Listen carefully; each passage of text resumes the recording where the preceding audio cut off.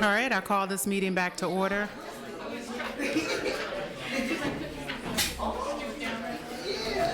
Next, we have releasing a gas line easement. Are there two? Okay, first one. Mayor and councilors, I'm Lauren Hildebrand. I'm the Director of Utilities for the city. In April 2017, the City of Charlottesville acquired a natural gas line easement across property in the Oakley development along Rio Road. After construction of the development began, minor changes were made to the fire access road area, which is where the natural gas line was to be located. These changes were made to accommodate an existing tree and the site conditions. The City of Charlottesville has received a request to vacate the 2017 gas easement. The property owner has already granted a new easement for the new location of a gas line. A public hearing is required by law to give the public an opportunity to comment on the proposed conveyance of a property interest. Staff recommends council approve the ordinance releasing the 2017 gas easement in the Oakley development. And I'm available if you have any questions. Thank you. Thank you.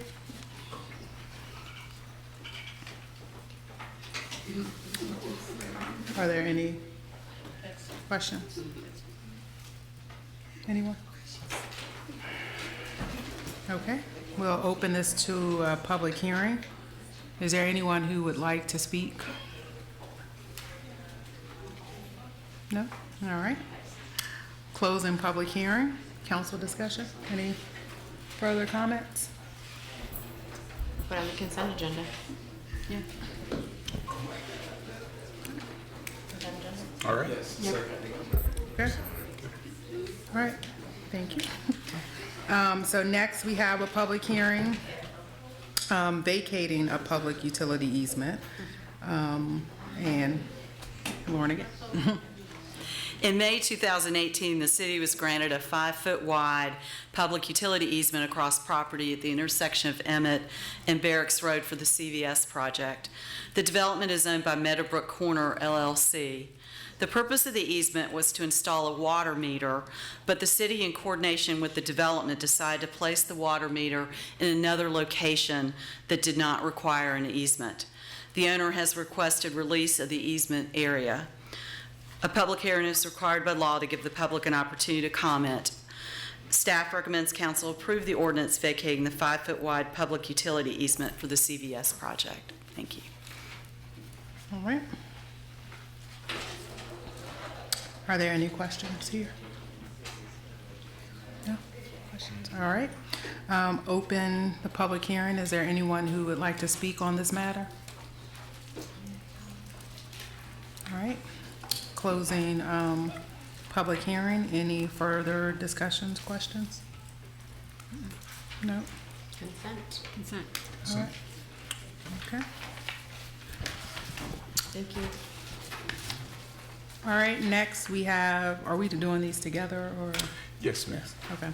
Next we have an ordinance resolution related to the Civilian Review Board and bylaws to Chapter 2, Administration of the Code of the City of Charlottesville, 1990 as amended, and a resolution to establish reporting requirements for the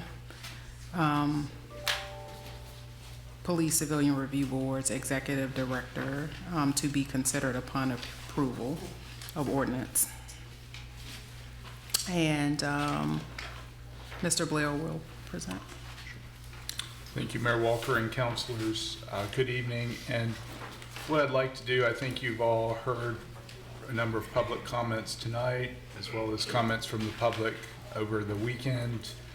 I will highlight a few aspects of the bylaws and ordinance, also try to address a couple of things heard tonight, and then sort of open it up for council to discuss amongst yourselves.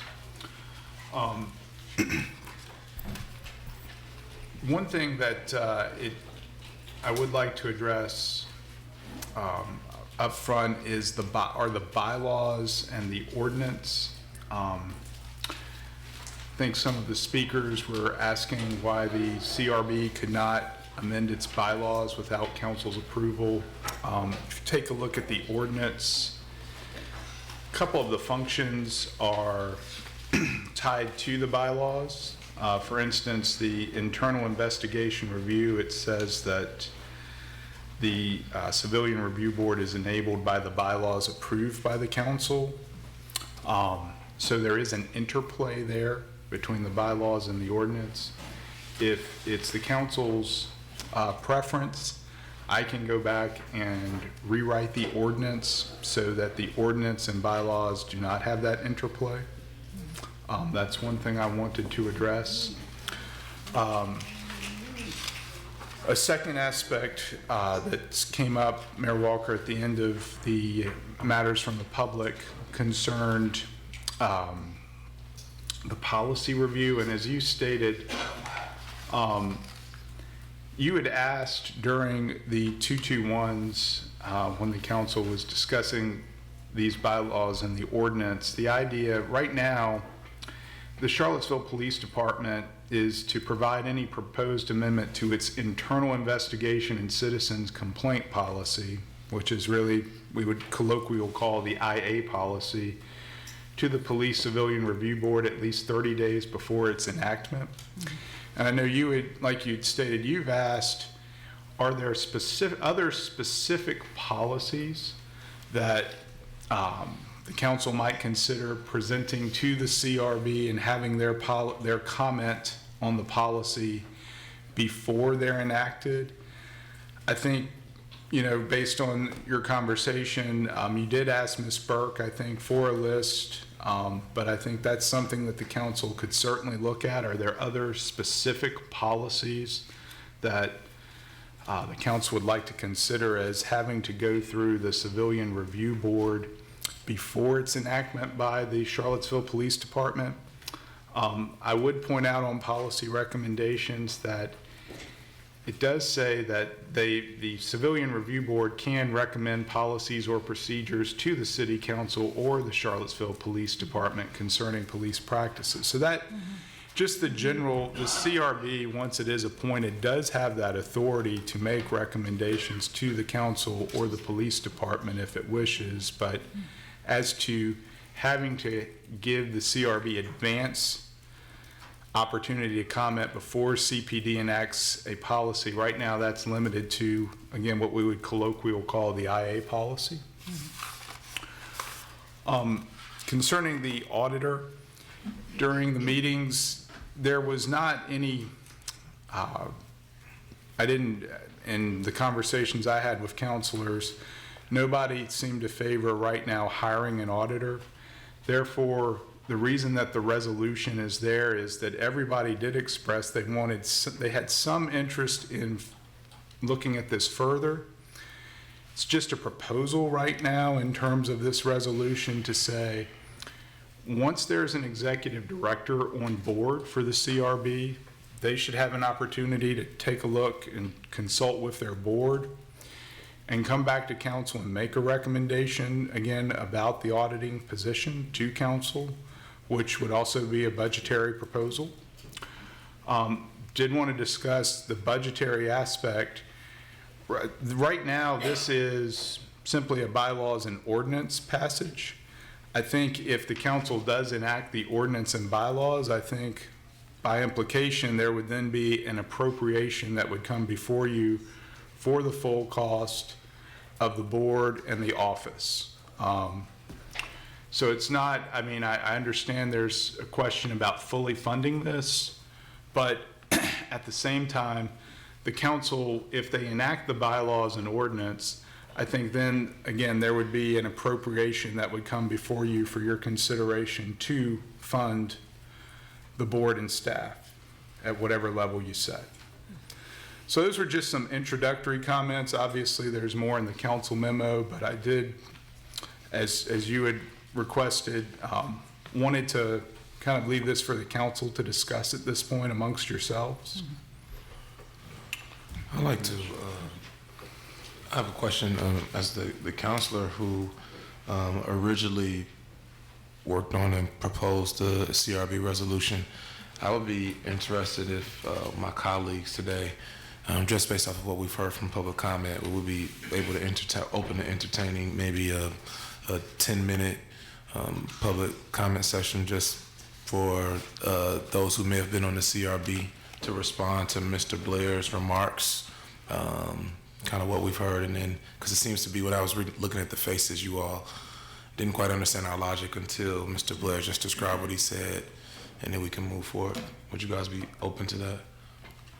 Well, if we are open to that, we probably should have our conversation first. You don't Okay. think so? If we are, yeah, just 10-minute public comment, something to hear from them briefly. So again, so they can respond to what they heard from Mr. Blair, because I think he just cleared up a great deal of what some people were thinking, but we still want to give them an opportunity to respond to such. Would you all be open to it?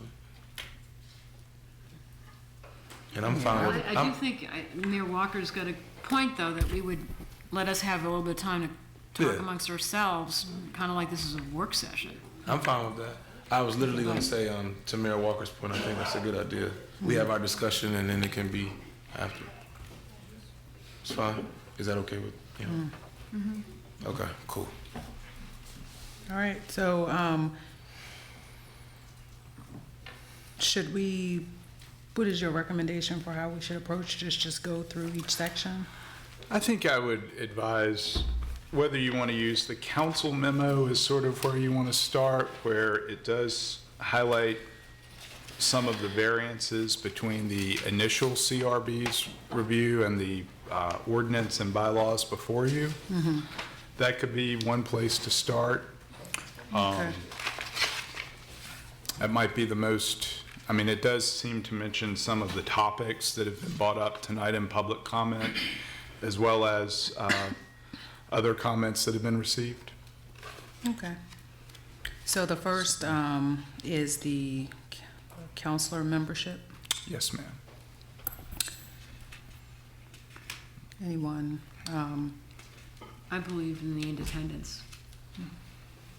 So that's why I agree not that we shouldn't have a council representative on the CRB.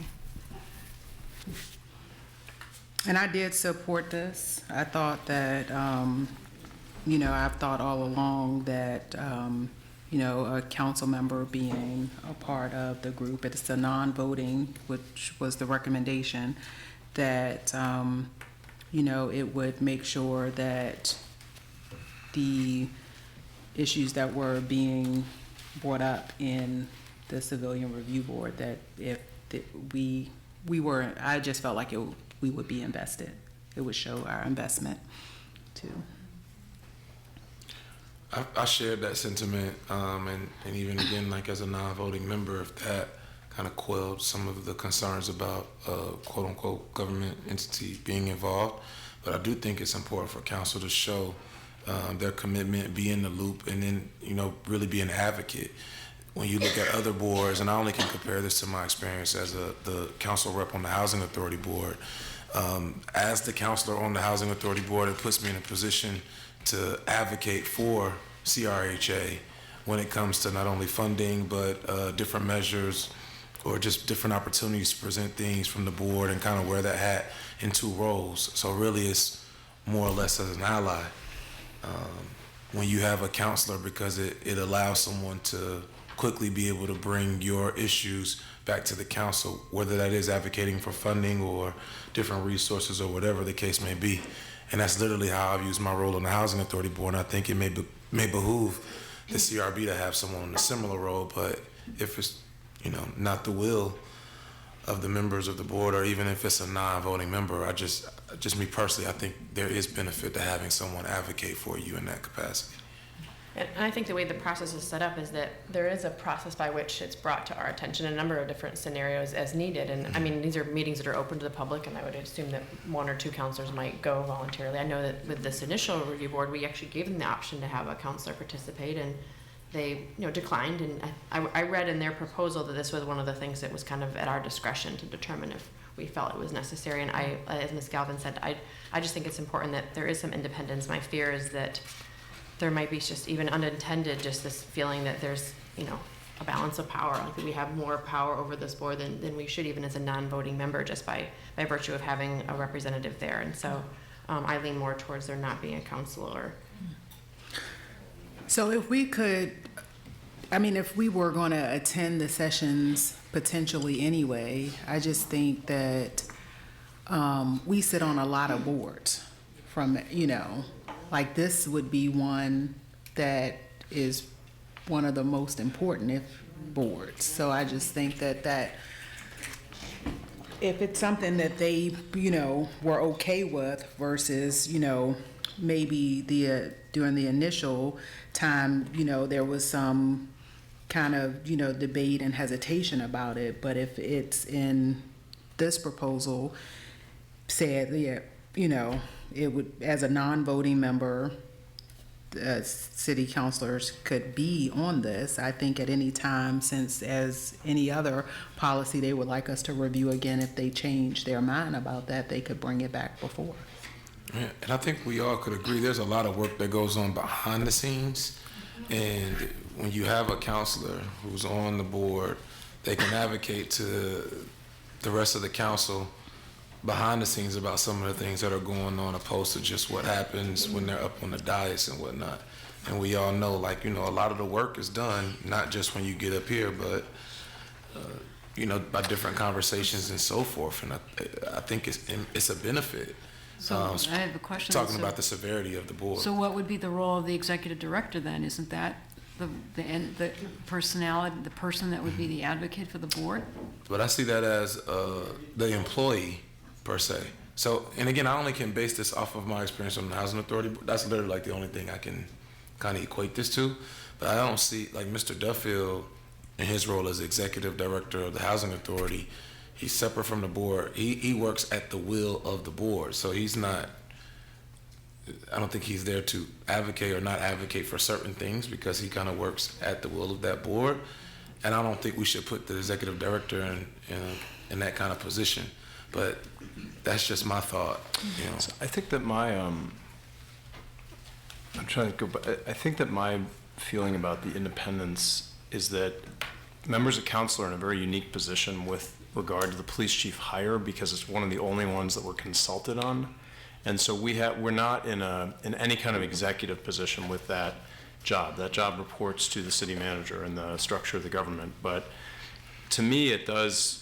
Councilors have a relationship because of the fact that the city manager does work for us through to the police chief. And I think it does create more independence to not have a member of council on this body, because the members of council are in a direct relationship to the police chief. It creates it's not analogous to the CRHA or to any other body that I can think of, because there's no other body we have that whose job is to serve as a check on a staff member and their people. So and what I think is going to be, like, in this discussion we're about to have, I just want to, like, and I'm sure I think that among all five of us, everybody's going to speak for themselves, I want there to be a strong CRB.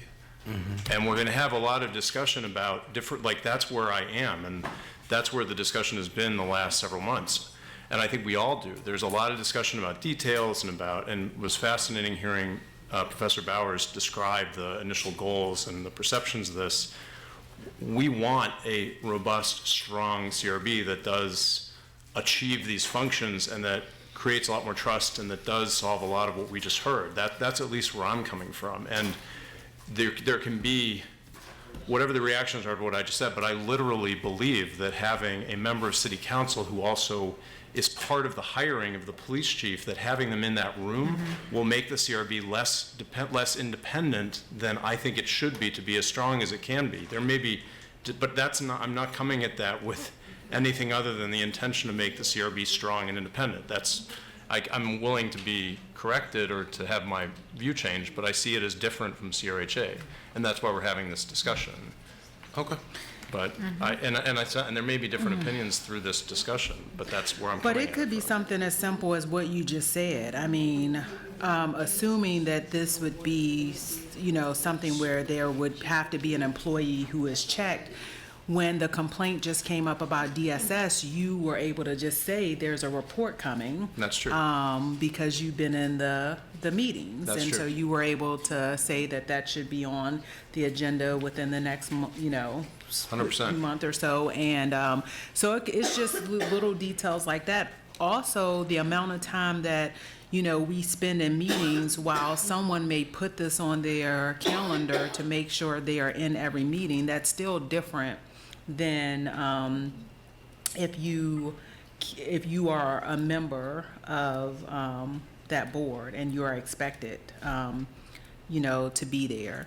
So I show up at the meetings that I took over for you and probably would have gotten a letter just like you had TJPDC. had I not known that was, part of the process. I mean, I think I would have a different interest in the Civilian Review Board, but I mean, I don't think it would be on my calendar if it wasn't mandatory for me to attend, the first Thursday of every month. And I just, setting the intention and just, knowing that it's a firm commitment, it just really, it makes a difference.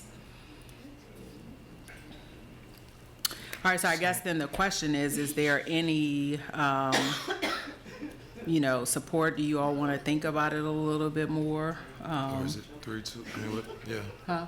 No, I was just concurring with what you were saying. Because I guess I'm not also clear of the process, like we're going through step by step. I don't know either. It's going to take a So long time. do we just Going want through the memo. We just go through each one of the. Right, what I would like is to just make sure on each of these issues That we're all- among yourselves, and then again, if there are changes that need to be made, I'll make the changes to bylaws and ordinance based on the conversation tonight. So is there 3 in terms of, I prefer the independent. I Independence. prefer the independence. are you independent as well, Mike? I haven't heard, if somebody has an argument that would address my concern about having, I think it's totally different from DSS or from CRHA, and if one of you has I think that also if we're going to hear from members of the board after this, like you suggested, and if somebody can say something that would change my mind, then Okay. then I'm willing to do that. I just So haven't for heard now, anything that yeah, addresses that that's cool with concern. me. So I don't want to vote right now. I'm Right. just Okay. we're having discussion about Okay. how we. All right. So next we have the auditor audit function. And I'm talking to those that I've connected with, I just think we all want this function to be addressed, and we're just trying to figure out what is the most effective and efficient way of doing it. Because right now what we're proposing is that we get the board seated, we get the executive director in place, and then they help to kind of guide what the auditor function looks like. And that could be a different timeline than what's laid out here. I just think that if we're being honest with ourselves, if we're going through the budget cycle, the director would not be even hired until the next budget, like basically the next fiscal year. Or is that something that we were gonna maybe allocate funding for, to get someone a few months ahead of the end of the fiscal year? I was trying to understand timing. Right. Yeah. Because December does seem like a long way for some people, and I get that, but I think it Yeah. also is dependent on when do we seat this board? When do we get the ED hired and up to speed? Yeah, I was hoping that we would find the resources before. Yeah. Well, let's talk about that just logistically. Obviously, city manager and Ms. Shelton, I think there would, obviously the council can do an off-budget funding once the council decides on what it wishes to do in terms of positions. But logistically, and again, this is all a malleable process, open to council's will, but I think realistically, based on the input, the initial bylaws that were received, people are expecting, at least I don't believe there's any expectation that this would be just like any other board and commission, and once there's an enactment, put it on the clerk of council's website for 30 days and then appoint people. I think there's a expectation there will be a more robust process than that. So realistically, probably a board's going to be seated in January or February.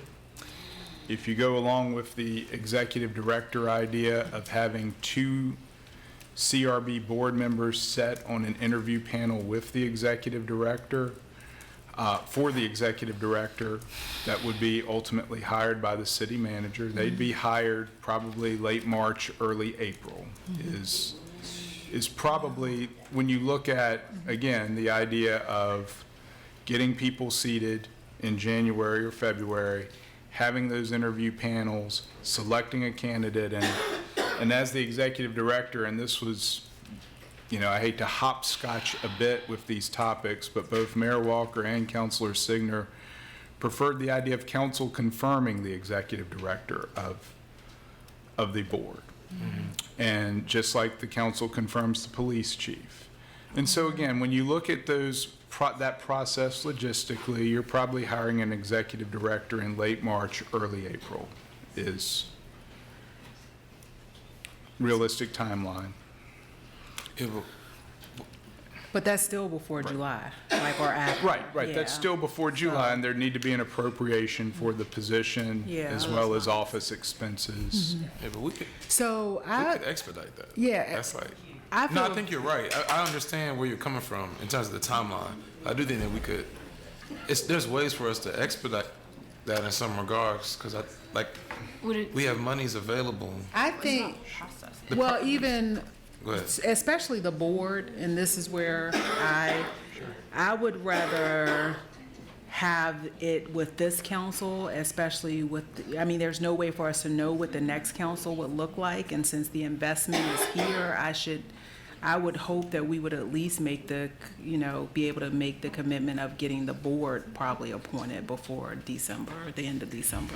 So Mayor Walker, to your point, Mayor Walker, just in terms of timeline, if we were to understand. go through it right now and confirm all, because this is one of two, if we officially kind of confirm everything on the 2nd and then open it up 30 days on November 4th, open it up 30 days from the 4th, and then we December. appoint at the first meeting in December.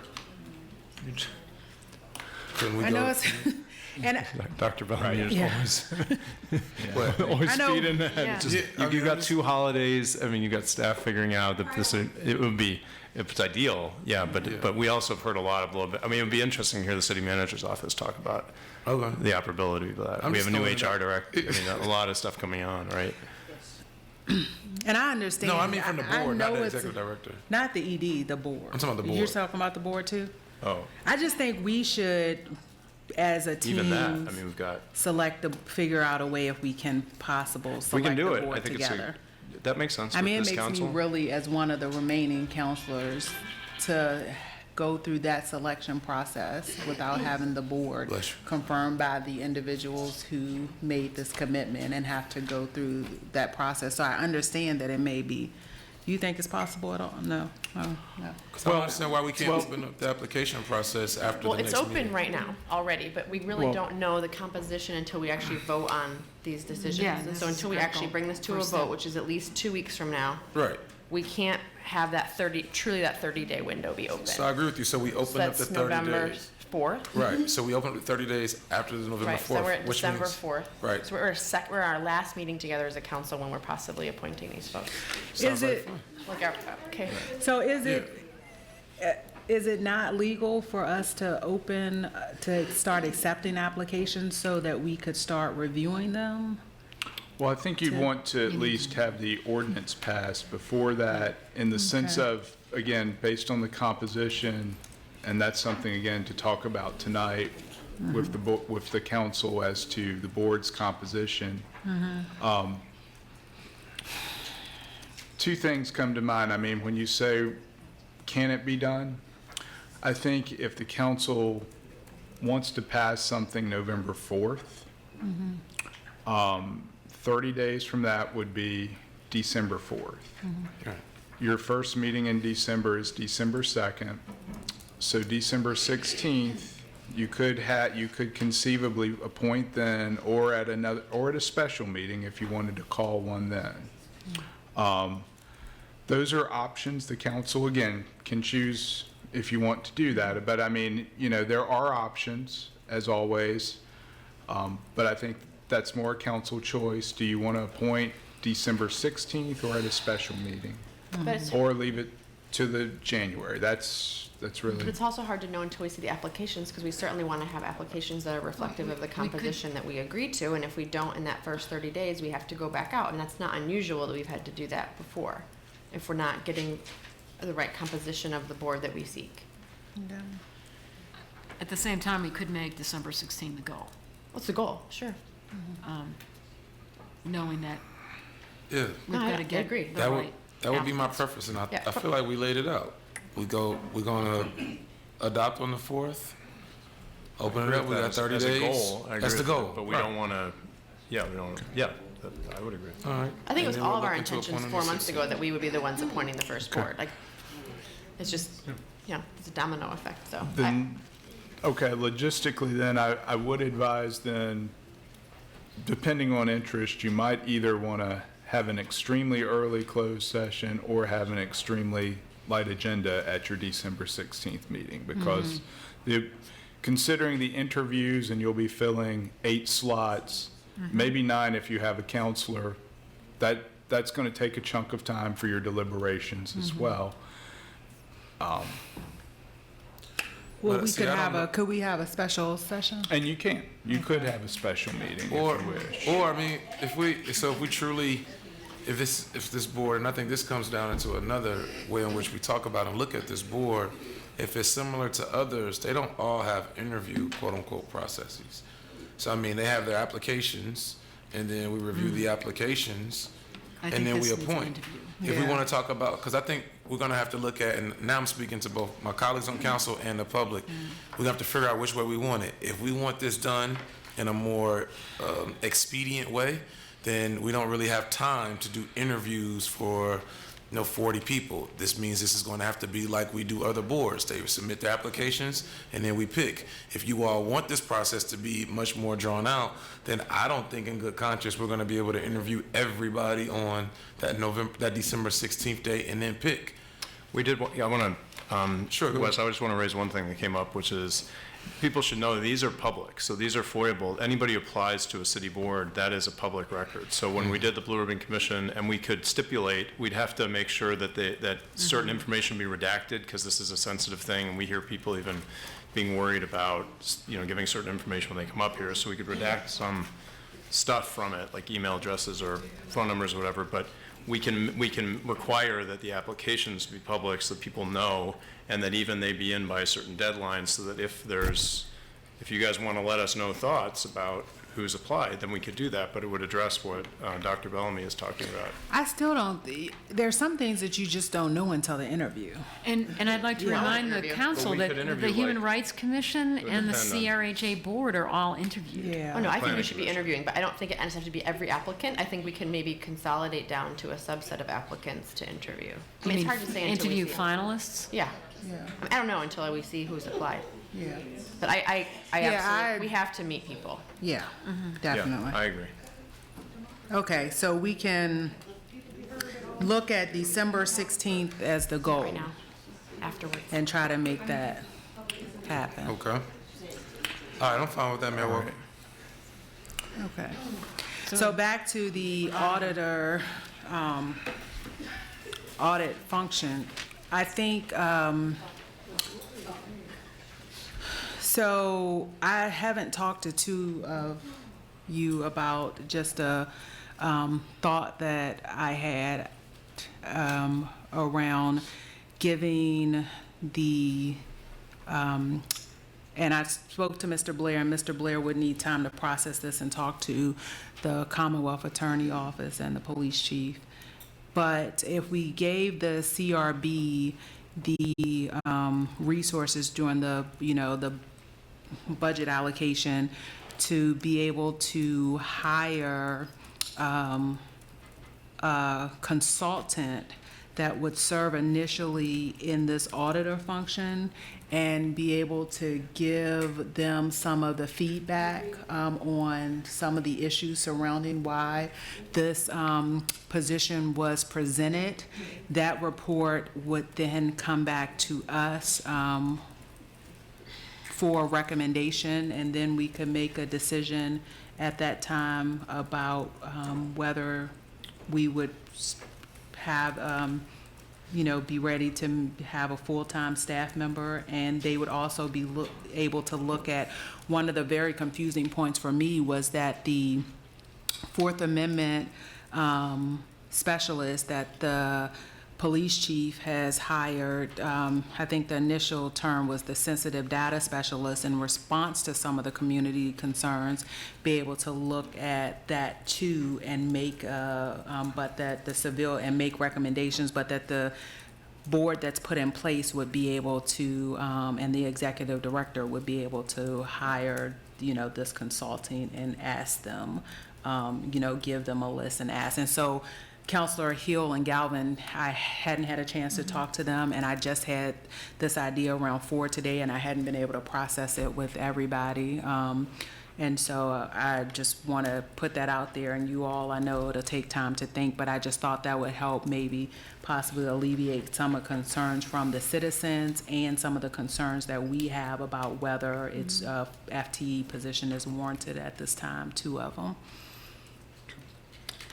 Mr. Blair, do you have a comment on that? Because Mayor Walker, in truth, I also was talking about that too with Mr. Blair at one point, but I'm not sure. I want to just get some feedback.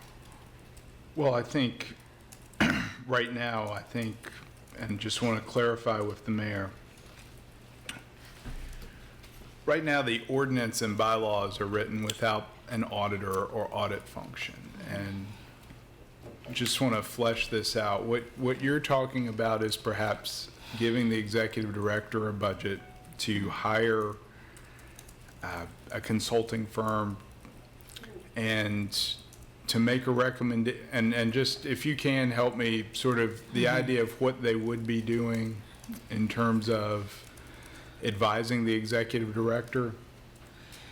I think they would, my thought, and then some of the public could, answer this, but just surrounding some of the issues that the CRB sees the auditor performing in this function.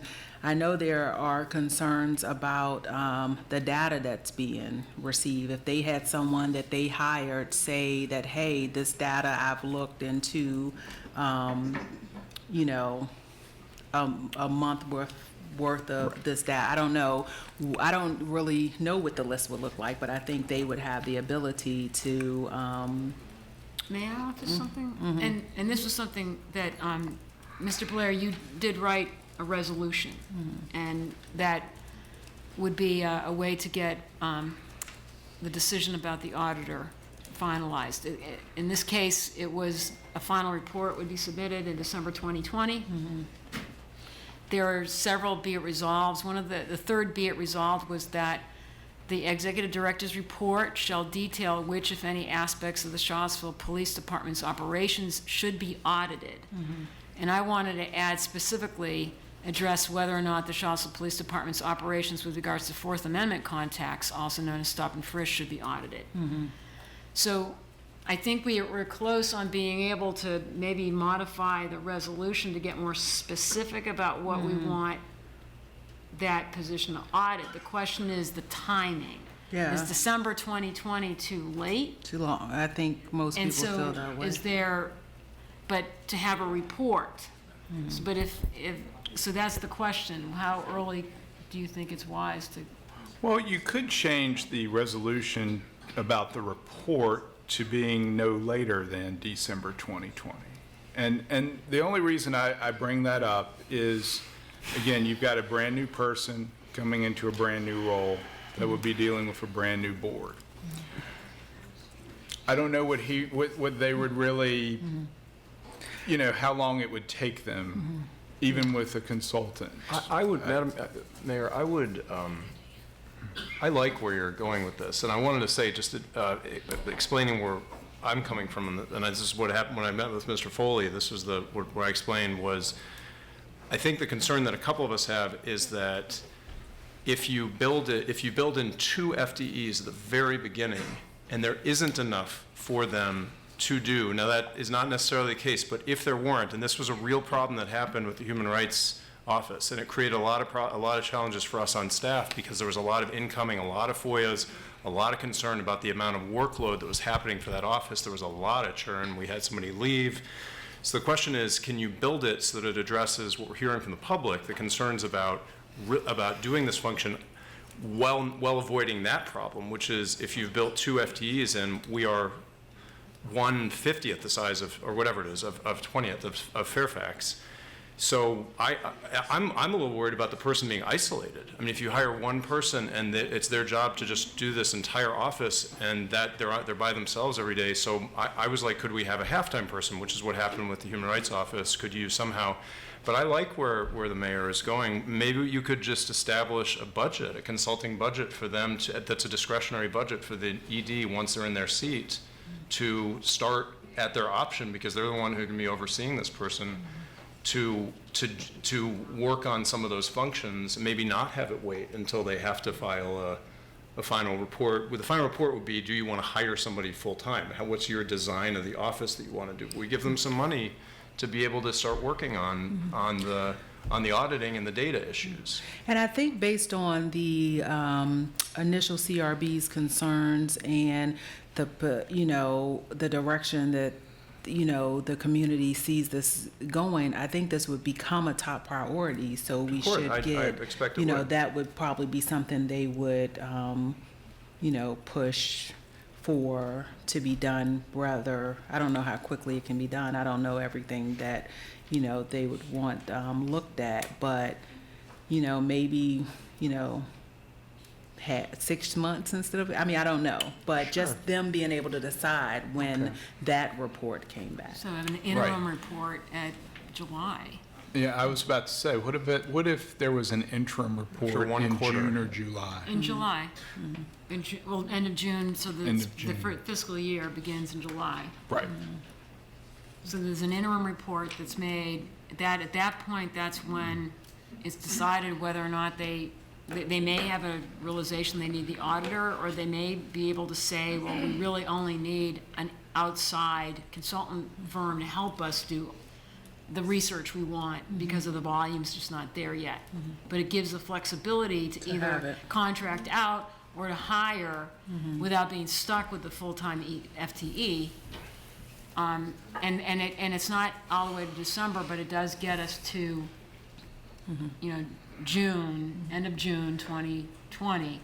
There'll be an interim report that updates the council, because this is supposed to come to the council. It's your Right, resolution that right. just needs It to be would come changed. to the council. To Right. reflect that it's not only an auditor, but also professional auditing services or professional auditing services. And we could make sure that during the budget cycle that we Reserve funding. reserve funding if the recommendation is to hire. So that would be Okay. July, June. I like that idea. I think So that's very I'll nimble. change the resolution to an interim reports due to city council by June 1. Is Is that- it I think June. early June, for that. Oh, so that we can then, okay. Yeah, before, and then the funding,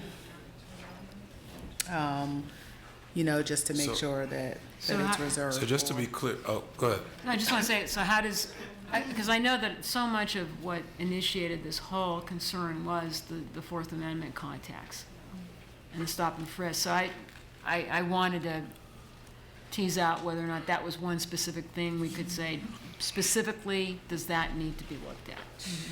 But I'll leave that up to the rest of, so, because that was that third, be it further resolved, that the executive director's now interim report shall detail which, if any, aspects of the Charlottesville Police Department's operations should be audited. And I wanted to add, and that specifically address whether or not the Charlottesville Police Department's operations with regards to the Fourth Amendment contacts, also known as stop and frisk, should be audited. Yeah, and I think that is, the police chief has been responding to the concerns of citizens, but citizens have not been trusting the process of those responses. And so that is why we're still hearing this, having this conversation. As you all know, I feel differently about the info, but I haven't been able to check. I'm not a data specialist, and if that'll help alleviate some of the concerns, or there be different recommendations coming out of that, I don't see why we wouldn't give that a try to, figure this out earlier than December 2020. Okay. Does that give So you? here would be just sort of a proposal. It would be that there should be an off-budget cycle that would include a certain amount of money for a consultant to be hired by the executive director, if the executive director feels that they need to use that service. And then the executive director would make an interim report to the council June 1, 2020, about the role of an auditor, whether they believe an auditor is needed or a contractual firm is needed. But they would also maybe be able to get this consulting firm to look at some of the issues that the board, or you're saying, no, it would just Well- come in that report? I really don't know, just Okay. thinking right here on the spot. No, I understand. don't. Yeah. You're saying Yeah. that this interim report, June 1st, would then say to the council, we do need this, and I'm Right. gonna be drawing down upon the budget. Yes, but I think that there would be someone who specializes in this to be able to, if the executive director, the conversations that I've had is like the ED may not have these skills. Well, that gets into our next point, because I do agree that we need to make sure the ED job description is written the right way. So we need to make sure that the skill sets are in there, and that's something that we can we can direct John again to write up this kind of the skill sets that we need to be able to have an executive director that can actually write the RFP for such a contract, that can actually then administer that contract. And that means that he or she would have to have the ability to do internal intake and investigations preliminary in their own right. So, and then NACOL has some language about that as well. But that's like the next piece on the memo to talk about. Okay. And I wasn't clear, like, job descriptions to me were independent right now of what we're looking at. Because I see Right. there was a lot of detail both in the initial CRB proposed, that I think we should be pulling language from there. That's just another step to me. So I want to make sure that we're focusing on, I guess, what we need to do now, but knowing there's going to be other deliverables after this that are going to have to follow suit. 'Cause I certainly agree that we need to make sure that that job description is robust. But I think we need a resolution that we vote on, the time we vote on this ordinance and bylaws, that explain in some degree, that give direction to the city manager what kind of a job description to write. And that can pull from the descriptions in the preliminary CRB, but, I would think at the very least that includes but not limited to receiving and screening complaints and processing them for investigation. You gotta know stuff in order to be able to just do that. So I think if that's possible, to write a resolution for us for adoption that goes along with the adoption of the ordinance and the bylaws, that we know that this ED is actually a position with teeth and skills and know-how to be able to make sure that they make those kinds of decisions in a prudent way and an effective way. I just wasn't clear on how that happens procedurally. Well, job descriptions as well as the human resources function is under the city manager. I think the council can certainly pass a resolution that recommends certain skills. That's for you all to decide what skills and to write the resolution, and you can pass that. And ultimately, Dr. Richardson will take that into consideration with the new HR director in writing up a job description for the executive director position. But when they are writing the, job description, we could also just review it, or no? Well, you could certainly ask him to see it before it goes out as a council. The council, though, couldn't vote on it, for instance. Again, No, that. I understand, right. but we can have conversations Right. about what we would like to without passing the resolution, see included in the Sure. job description. Sure, you can go either way, right? You could either have a resolution like Counselor Galvin's talking about, or you could say, we won't have a resolution, but we'll just each individually talk to Dr. Richardson about the skills that we feel would be important.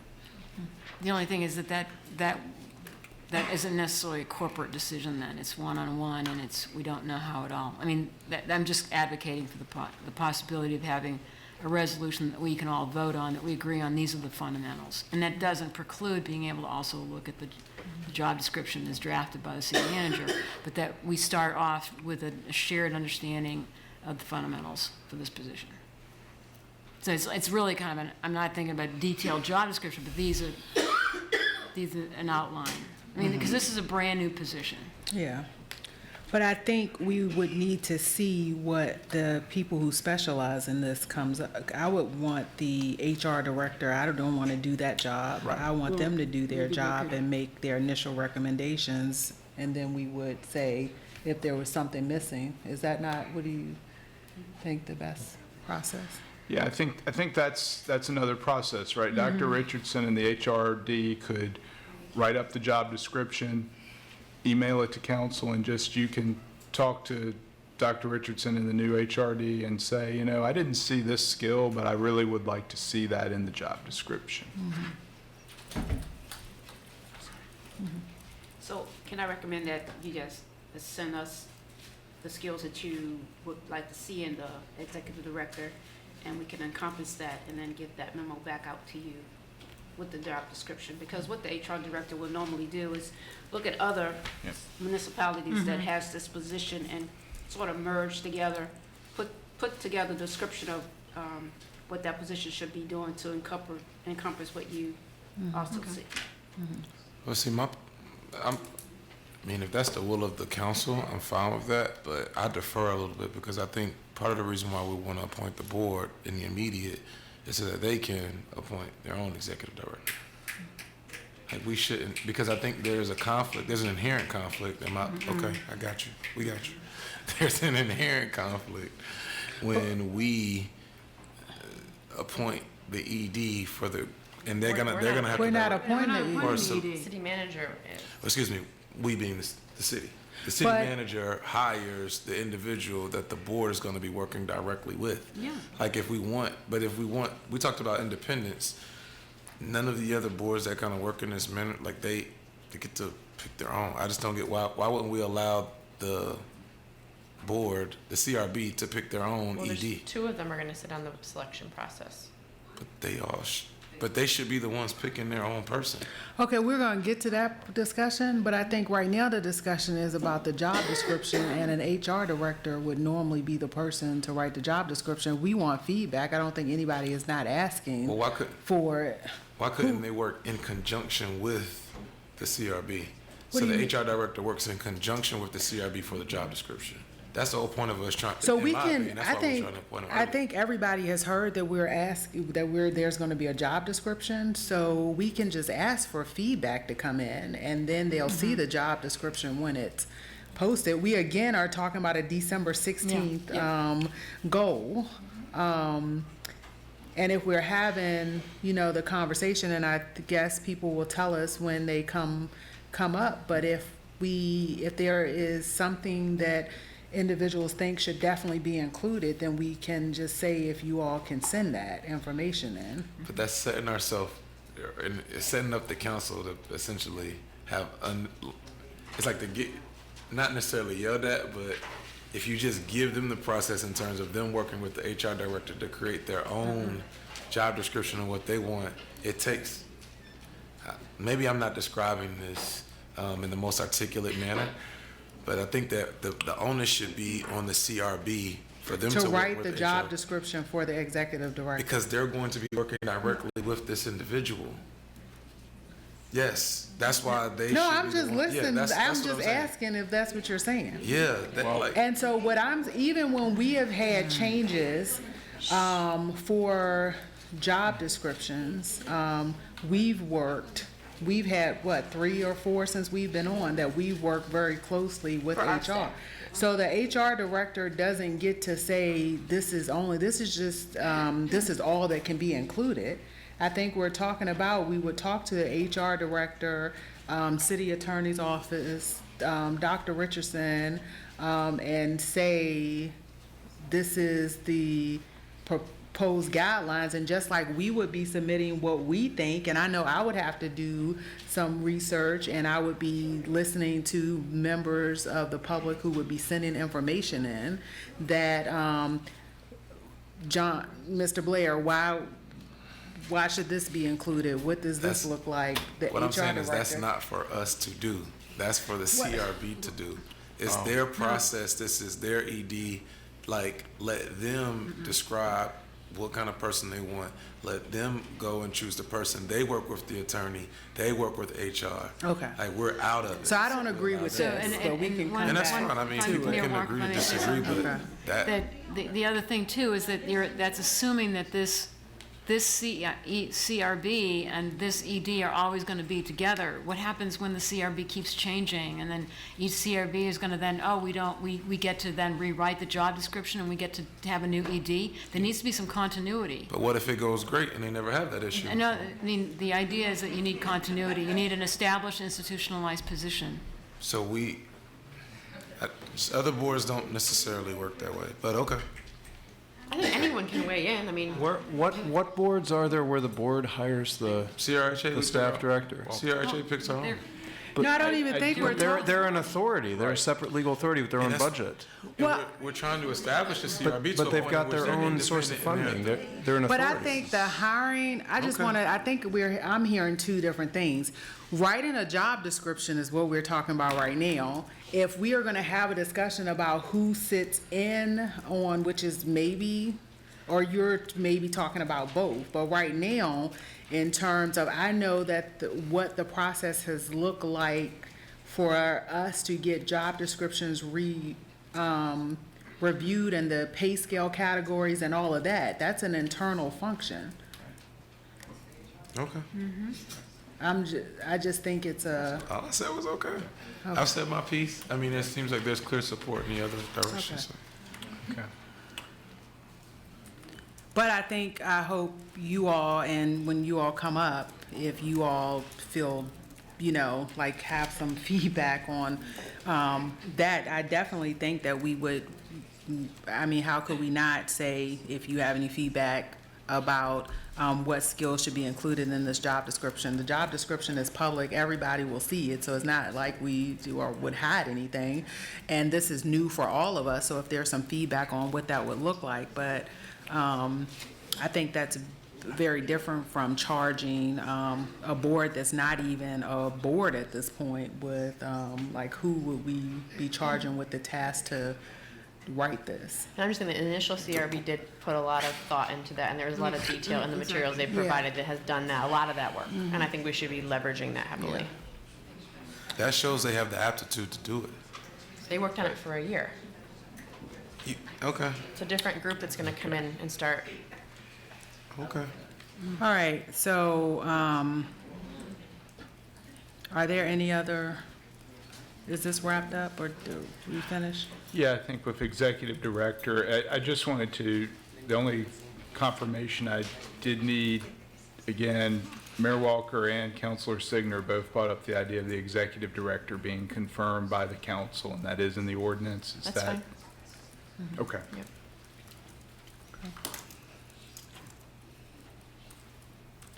All right, so the next topic is the executive director will be hired by the city manager.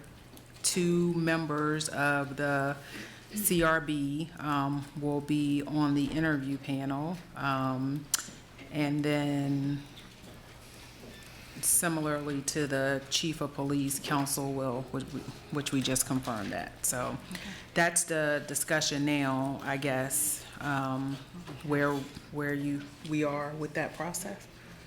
I think we kind of agreed to that, right?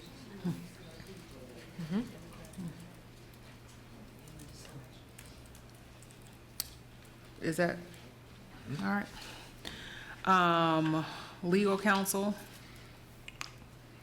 This was something that was beyond what was even requested. Yeah, ultimately, in local government law, the city attorney's office represents the government as a whole, as a body. And, is there truly a legal conflict? I'm not really certain that there is, in terms of this is an advisory board established pursuant to 15.2-1405, just like the Planning Commission. Our office represents both the Planning Commission and the City Council, and I'll give you a good example. Planning Commission, I believe it was Flint Hill, gave a unanimous recommendation to approve that project, and Ms. Robertson represents the Planning Commission, helped them work on those proffers and the like. This body rejected that unanimously back in August. So saying that, I think there is enough, when we talk about community trust and how to build more trust, the idea of giving the CRB a budget to have their own legal counsel in terms of the functions of the CRB. Our office would still be available if the executive director had, just everyday legal questions. Like we get FOIA questions every day throughout the city. Mr. Wheeler can confirm that. And, like if the executive director said, what do we need to do to call a special meeting? They could come to our office. We'd still give them some advice on that. But I think on the topics where a police officer or the police department, there may be a feeling that there's some sort of conflict, probably better in that spirit of trust to give them their own legal counsel for those functions. so, and I'm just thinking back to the way there was like a liaison for DSS, CRHA at one time, right? Is that a possibility, and then matters that you think would present a conflict to have those kind of listed, and to know that that would be an agreement with the board and the ED and the attorney's office to just go ahead with outside counsel? I mean, we could work on a memo. And that's really what I hope the ordinance and bylaws are getting at, is to say, look, on those everyday issues where there really wouldn't be any perceived conflict, feel free to come to the city attorney's office. But something like a review hearing where a police officer's conduct would be reviewed. We also do represent the police department. It's probably better for the CRB to have their own counsel.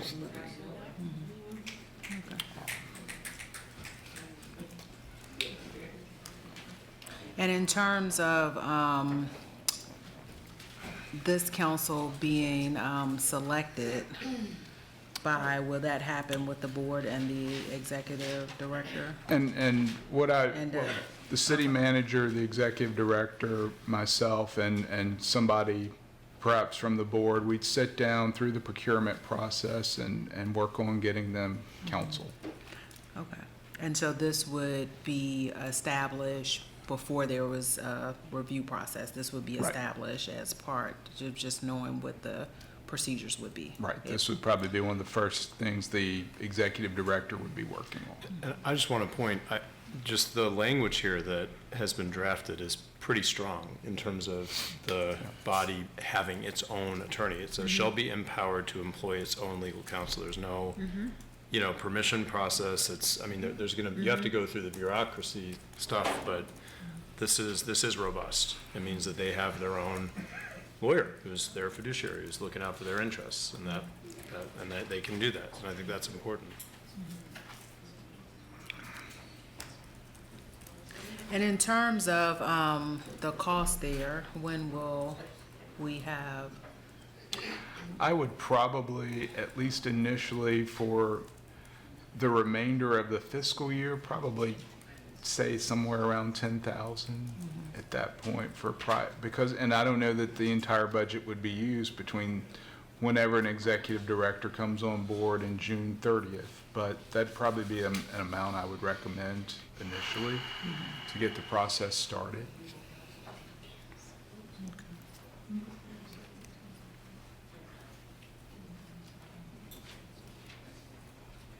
Any other comment?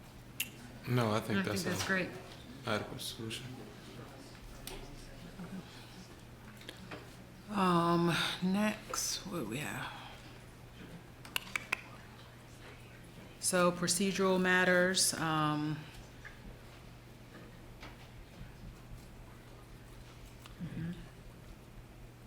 so we're talking about a complaint needing to be made within 1 year of the event, giving rise to the complaint, and a review request, being made within 75 days of,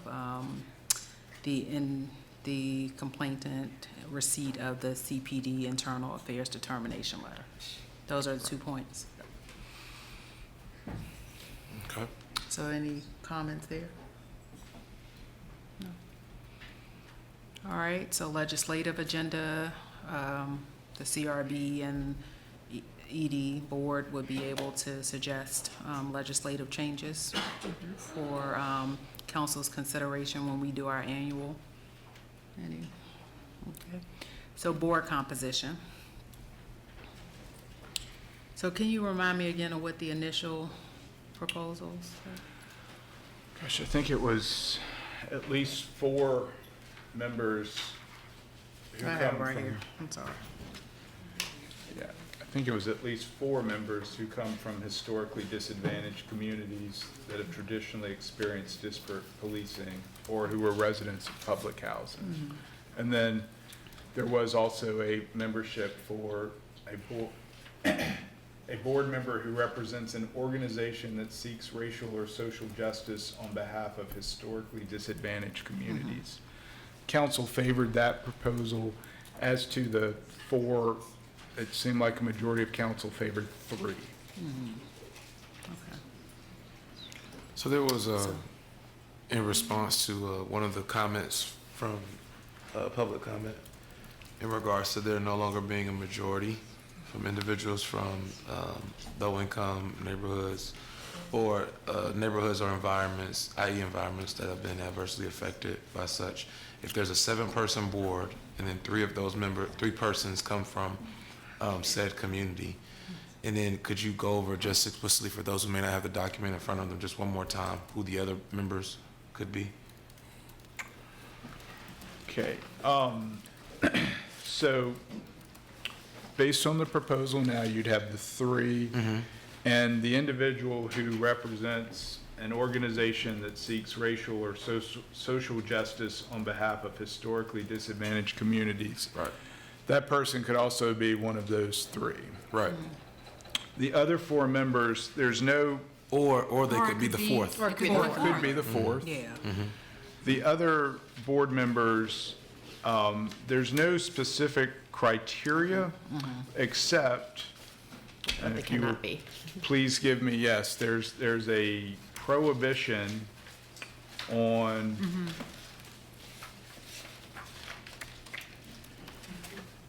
a current City of Charlottesville employee, a current candidate for public office, a former member of the Charlottesville Police Department, an immediate family member of a current Charlottesville Police Department employee, or a current employee of a law enforcement agency.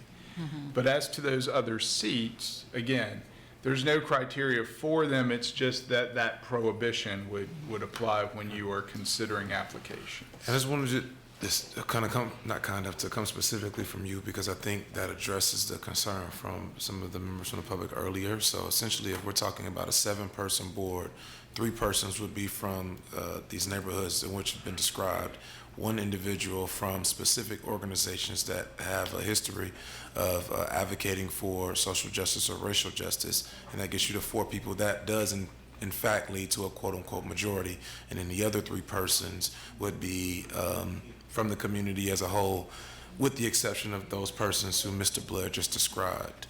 So we're We're doing saying our technically you best to just- could check both boxes though. Right. I mean, it's not, I mean, I'm not sure how likely It's not that likely, is. but it could be. And I also would say that there's nothing saying that not everyone could come from Those neighborhoods. It's more just this is the minimum requirement and Correct. I'm fine with such.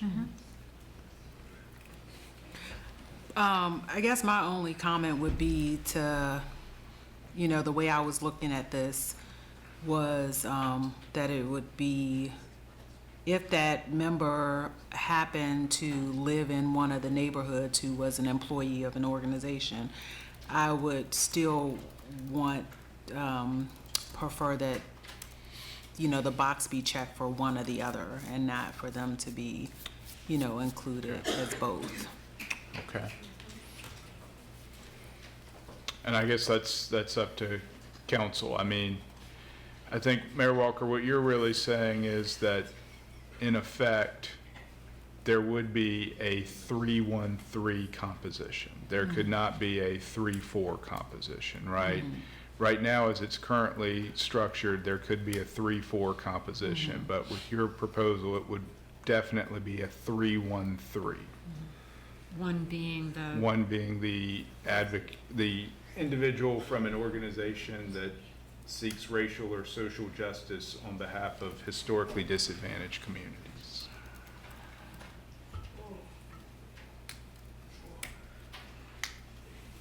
And I'm saying, like, I certainly want to strive for that. I don't want us to hamper ourselves too much. It's hard to know until we see the applications that come in. Like, if we too prescriptive, I'm just concerned about us being able to seat a board. And I also I'm also just really interested in other skill sets that we think might help this board to be as successful as possible. Like, are there other professions or other backgrounds of experience with social services? Like, I don't know. Like, Right. what are we opening ourselves opportunity to have others at the table that can contribute meaningfully to the conversations?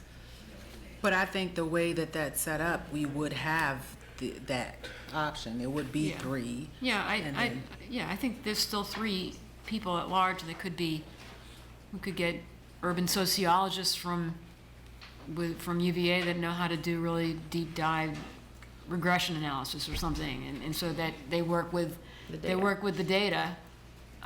So we're not precluding that. Also, the other thing is that you could have community members at large. The other trust and the other buy-in we need to get is broader understanding of this problem. So we do need to make sure that we have other people in the community on this board. As I recall, some of the issues with the disproportionate stop and frisk was that the police were responding to calls from people that were white and just automatically assumed that the people of color were the ones committing some sort of violation. So I think broadening it so that you do get more people to understand the severity of this problem is important. But I like the 3-1-3. I think that works. The only question I have about coming from an organization that seeks racial social justice, we're saying that they're all citizens of the city. So Yes. it's not that the organization resides in the city, but Right. even the person so it could be that someone, okay, I'm just making sure that we're all on the same page of that, because that could limit that, because it could be the organization resides in the city and serves the city, but that person who works for that organization, who may be best appropriate to sit on this board, may not be a city resident. And I'm just making sure, I'm just raising the issue. I think we should have all city residents, but that was a concern that came to my mind thinking about these organizations. So I don't know. So, like, for example, like legal aid, like if someone came from Yeah. that organization, it's less clear if they are a city resident or not, like who on that, from that staff. I would think be- if they work at an organization like Legal Aid, it's in the city, and they are, wanting to be one of the applicants, I think that we should be able to allow that. Is there any reason that you see that would be problematic? Well, no, I don't think it would be problematic. We'd have to change the ordinance because right now all 7 are required to be city residents. I think- So. That's why I brought it up. But to your point, if you were to say, the 3-1-3 split, the 3 and 3 have to be city residents, but the one who represents the organization could be a county resident if the organization's located in the city. Or I think we could Serves maybe the city. put for that, live or work in the city, and then that. Live or would- work. And would you want to do that just for the one or for all 7? I think for just the one. Just the We gotta one. keep it city. Okay. Okay. I'm So okay what do with y'all it, but think? I'd rather everyone lived in the city. I just feel it would be more consistent, and when you live in the city, you really have a different stakes, right? I mean, don't you? I think. The ghettos have spread so much throughout. Okay, so let's stop using the term the ghettos one, and we're not taking comment from outside. Let's shut that down. All right, I agree with you, Who? Mr. Signer, whatever. Let's just- City I residents. wanted yeah. to. You city want all residents. city? Okay. Now, I do think, well, I agree with you. Let's also have this, keep this in mind. We're limiting our pool That's to what a I'm certain saying. extent. And then also that may lead to having a smaller applicant. It's true. It's true. You know what I mean? Sorry, my like brain freeze. Pool. Pool. I just said pool too, and I forgot it. You did. All these damn degrees for nothing. Smaller applicant pool. All right, There's a smile. Everybody smiles a little bit. Thank goodness. It's Where so are we at? At your tense. expense. I'll take it. Board member selection. okay, board member selection. So the council favors a CRB selection similar to planning commission. The council will interview prospective CRB members in a closed session pursuant to Virginia Freedom of Information Act and vote on the appointing members to the CRB in an open meeting. The CRB would not have a role in the council appointment process. Any? And I'm fine with, like, when we did this once before, looking at some parts of our applications being able to be public that doesn't have personal information, just the more Yeah. the crux of those applications, I'm fine with those being available to the Yeah, public. just letting the applications with some And we've already redaction. separated our applications, and we may probably have a more robust version for this, but we've separated our application that page 1 is public available, and page 2 is more personal information, it's not shared with the public. And it just sounds like awfully negative. I mean, the CRB could, there's all kinds of ways that people support to counsel people who are appointed, who Sure. are applying to boards, and we can hear, because the applications will be public, from the CRB and from members of the public about people who are applying to be on this board. That would be great. It's meant to be, And we get that now we do, for yeah. boards, just the recommendations. But a lot of people don't know it, and this is be much higher profile Yeah. than a lot of other, and so we should publicize those factors around it. Okay. Oh, Policy review. The IPCRB proposed that the CPD would need to provide all new proposed general orders and policies to the CRB at least 30 days in advance before the policy or general orders could be enacted. A majority of counselors did not favor this. Okay, we got that. However, the majority of counselors do favor having a CPD provide any amendments to its policies concerning internal affairs investigations to the CRB at least 30 days in advance before the policy is enacted. So that's the IA that Mr. Blair talked about. And additionally, counselors favored the CPD providing a copy of all policy amendments to the CRB for comment, and for the CRB to be empowered to make policy recommendations to the CPD and city manager, which they could do anyway. Right. For any, if they decided that was the focus. And earlier you were just saying, is there a subset of policies that we want to engage them even further on? Yeah, Because there's so many. that was my question that I sent out, and Sarah is watching, and she has sent an email, and we've exchanged a couple of times, but that was my question. Are there policies that you would want to make sure there was a list to possibly review, and then based on the conversations that we had internally when I brought up that conversation, the city manager, police chief, and the city attorney would want to have a conversation about that list and then make recommendations. So that's why, the thought process behind asking for were there certain policies that you would, definitely want to make sure that was there. My question then to Mr. Blair is, can we have whatever was in these, overarching governing documents independent of that list? Because that list might change over time, but it references that there's a list that I'm just trying to figure out how do we kind of decouple getting that too messy in the weeds on what a specific policy list might be, because that might evolve over time. Well, I can look at something like that. What I would say, though, is you would have to change the list via resolution. I mean, the council as a corporate body would have to change that list. But if you're talking about, could there be a mechanism to have like a standing list via ordinance, but that the council, rather than the 2 readings, could have a resolution that could change that list? I can try to write something Okay. like that. But we would, But ultimately, I would say this, that would ultimately, you all as a corporate body would need to consider each one of those if you wanted to.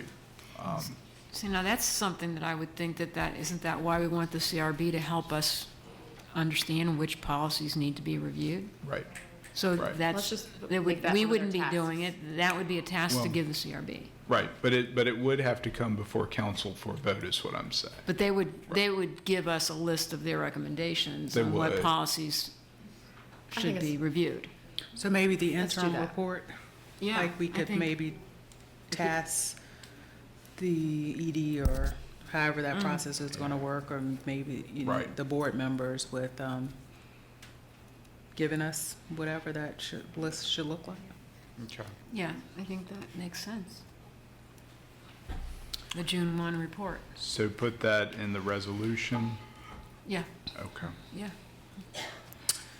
So the IPCRB proposed annual compensation of $1,500 for board members. The council does not favor this compensation for CRB members, so I'll just start with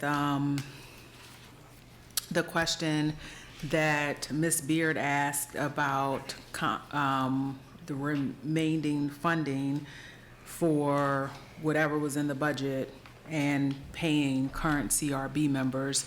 There was agreement, we did have that discussion, and there was agreement among council, since we did not set that in the initial guidelines, that we would not pay. The other recommendation that I have made here and have talked to, I think, I don't know who I talked to at this point. I didn't get a nap today, but there was a lot of concern about how much work other boards do also. We are reviewing, or in the process of trying to review, that there are a couple people who could update us. The boards, overall, right now, the Planning Commission is the only board that gets a stipend. And my recommendation that in this review process that we review based on the workload, because there are definitely some boards that do a lot less work, just meet their one time, 1 hour meeting, 60 minutes a month or quarterly or whatever, and they don't do as much. But if there's a recommendation based on this review process, that it's some boards, like maybe the CRB, Housing Authority Board, boards that do a lot of, that do a lot of work, and if there were other boards that did that then we would bring it back and have a discussion about not just isolated around the CRB, but around boards and commission and the workload attached to them overall. So that was my thought process around this, and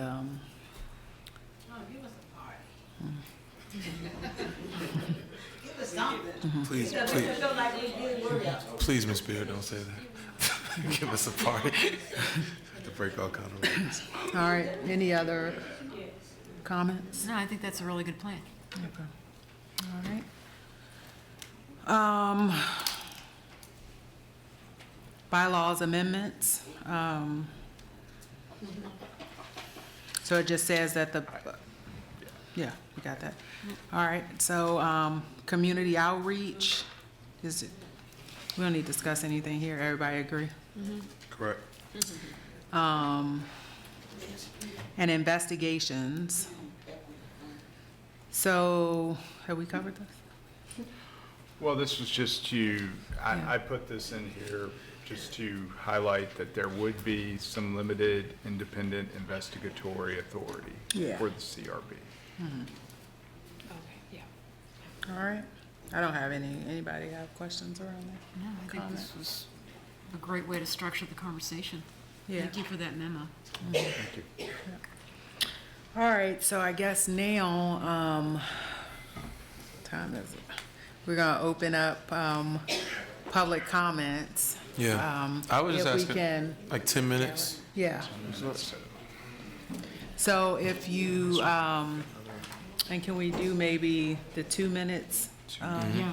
Ms. Thomas? Yes. We've got two other items. All right, And if we could set, Mike, I think that's a good point in explaining why Mayor Walker, she suggested 2 minutes per, not to stifle anyone, but as Councilor Signer just alluded to, we still have 2 other items to address, and we've been trying to be in the spirit of keeping the meetings finishing before 11, as we've done the past few. Dr. Richardson is watching the meeting now, and he's ecstatic that he's at his conference, and we're going late tonight because we've been finishing up early. I want to say, there was one other, Mayor brought this up before, but there was one public comment that alluded to Dr. Richardson not being here. He's not here because he's at the city the managers. City Manager Association conference representing the city and getting best practices. He didn't, Yeah. avoid the meeting, anything the opposite. And he actually offered to fly back and then fly out again, and we told him no. And yeah. He's watching now from home. so Heather and I which is- talked to him and didn't think it's unfair. that we should use the resources that way, so he did, dedicated. offer. All right, so City Manager. comments? Okay.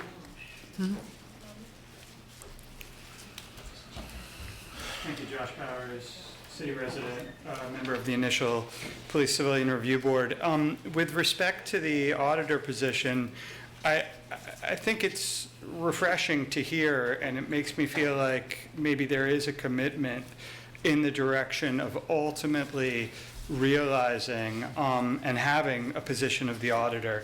And to that end, I thought the mayor's suggestion of a consultant has some promise, but I'm not sure that it has promise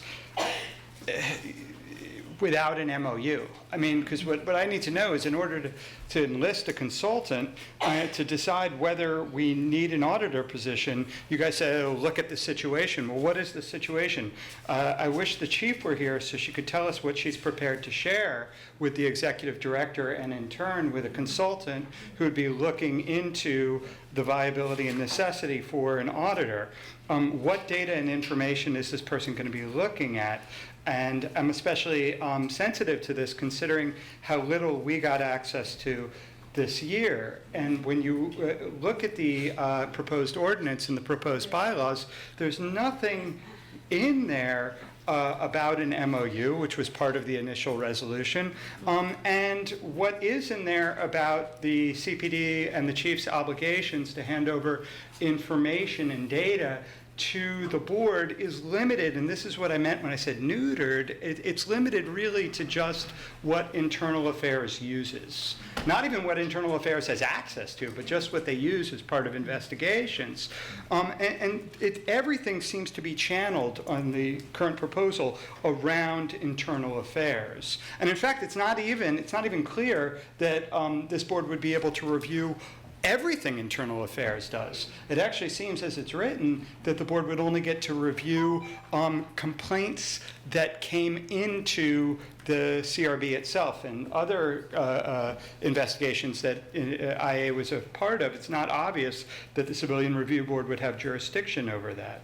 So, I mean, I think a lot of what you guys are saying is really great, but it's a little bit cart before the horse. I mean, likewise, when it comes to a job description for the executive director, first of all, I'd point you guys to our initial bylaws and ordinance where we actively structured the language around the tasks and the responsibilities of the executive director with an eye towards, making this almost look like a job description. So I think you guys have that information already, but, before we even get to a job description, how much is this person going to get paid?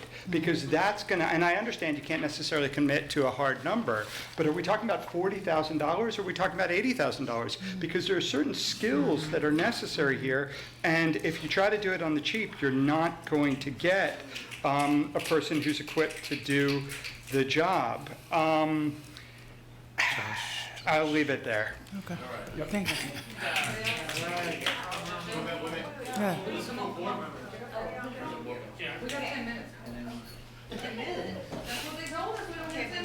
Hi, Guillermo Ubia. I was on the initial review board. It's a little bit frustrating sitting back there listening to all this because all the questions and things that you've talked about tonight, we spent a year tackling.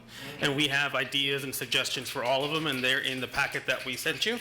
So I really, really hope you guys take a second look at that, maybe a third look, just to kind of see what's in there. But to go over really quickly, a couple of the bigger points that I've got. And if you could hold, and I just want to say this, the reason for me making my comments is I've had a lot of people talk to me who maybe didn't read both and make assumptions and accusation towards us that is just like, just go read what is written, right? And so to not leave anybody feeling like they were left out, that is why I made the recommendation. If you have skills that you would like to see in the job description, I know what you all included originally, but if there are other people who have input, feel free to email it. So it wasn't to ask for you all to go do it again. Sure. Yeah. No, I totally understand that. So two of the big things I think I'll cover quickly is, one, the bylaws and the ordinance should be separated so that the board can make changes to their bylaws without it coming to the city council. I think if we're really talking about independent as a city board can be, I think it's important that the board can change their own bylaws without having to come to future city councils for a vote. And then the other thing is, we were talking about policies and what policies do we have a list of policies that we think we should review, the CRB should review, and we took the opposite approach, and we didn't come up with a list on purpose because we wanted to take a look at all of the policies. Because if we're talking about changes that the police are making to their policies, why can't the public be aware of those changes? And why can't the CRB be sort of a way to distribute those changes, that information, to the public? And it doesn't mean that the CRB has to respond to every single one of those policies. It could be just we get them, we understand them, and then we pass them on to the public so that everybody is aware of what's happening. And that way the CRB understands, one, more about the police and the changes the police are making to their own policies, but then they can decide which ones are important to respond to. And then the one thing that's missing in terms of policies from what I see is that there's no requirement for the police to respond to what the CRB puts out there. So the way I read what you all have put out there, the CRB can make a recommendation to the policy and then it just dies. But in what we put out there for you all, the police had to respond back to us. And we understand the board can't make policy changes, but it would certainly be nice to know that the police read the future board's recommendations and has a requirement to respond. And I think with time limits, I'll leave it there. Thank you very much. Thank you. I'm open to that. Hi, Adiola Ogunkede, Legal Aid Justice Center. I'm sorry, this might be a little scattered because I think the conversation that just happened was a bit all over the place. I think I want to step back for a second, and this may sound critical, but I'm trying to come from a place of trying to be helpful. I think what I just heard from counselors is worrisome, because I think it has become clear that what is happening right now with this process is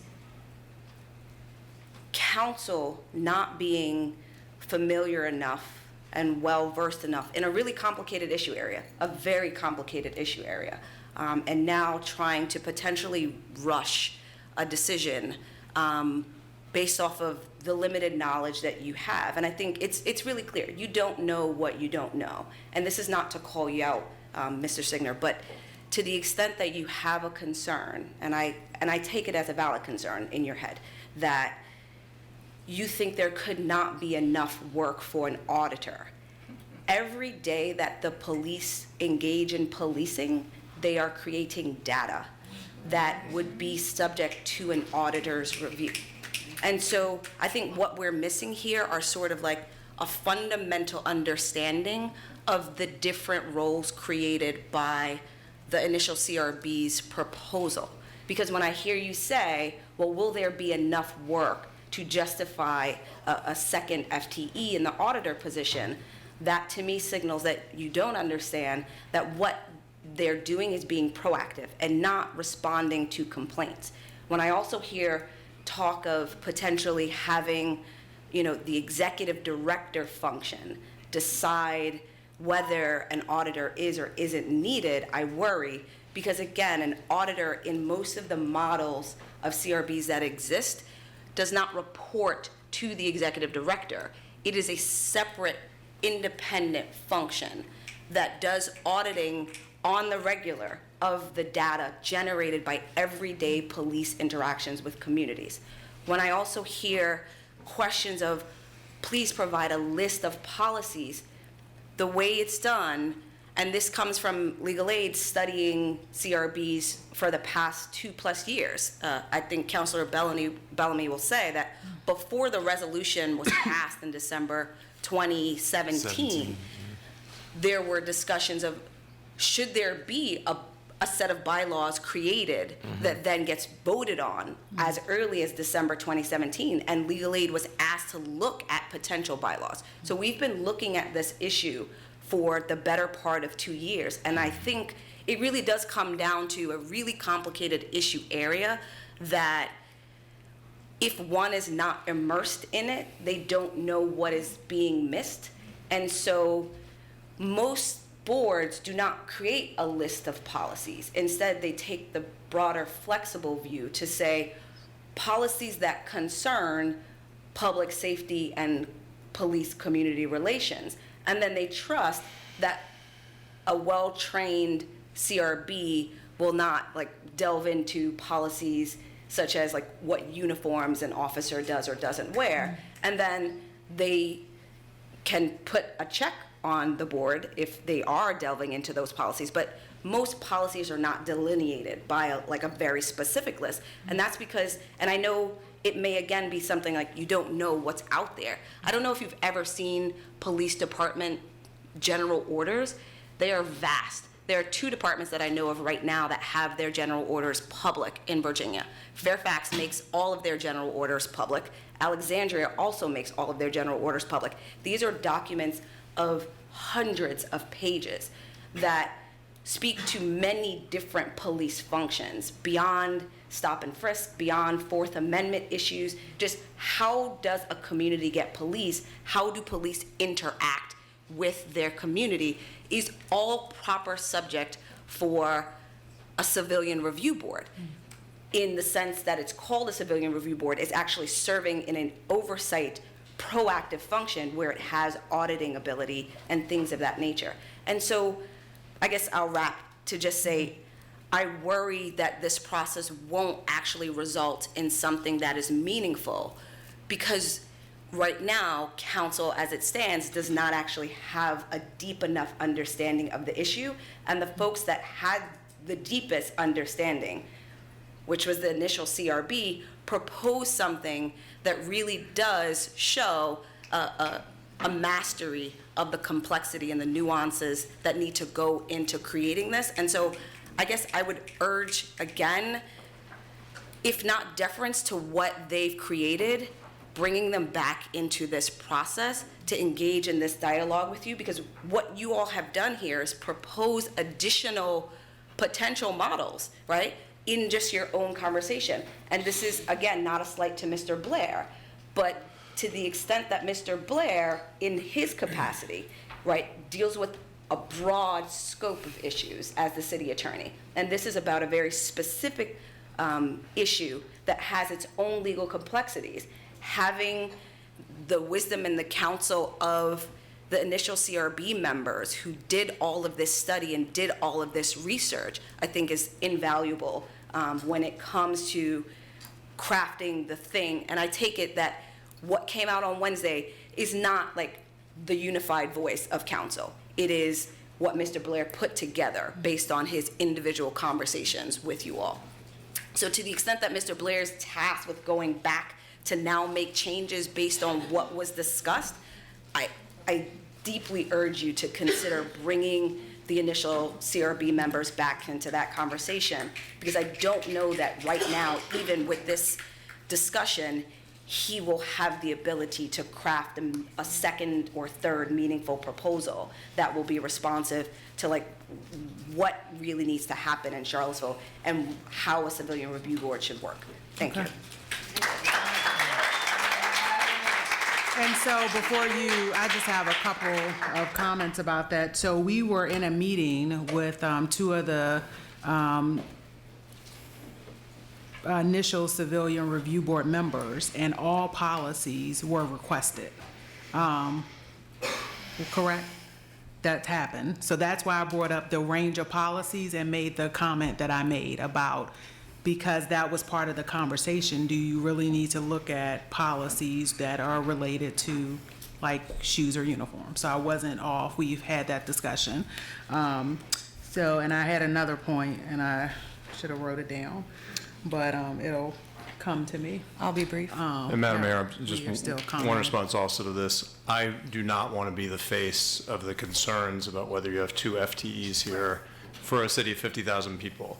That is something that's been broadly expressed, so I will stand down here and just, I believe the mayor made a similar observation about the concerns about that, and that was I think pretty consensus, so I will stop saying that, and if any others want to comment about that based on on all the other things, but I think that I will step back due to your observations and critiques and let others carry that concern.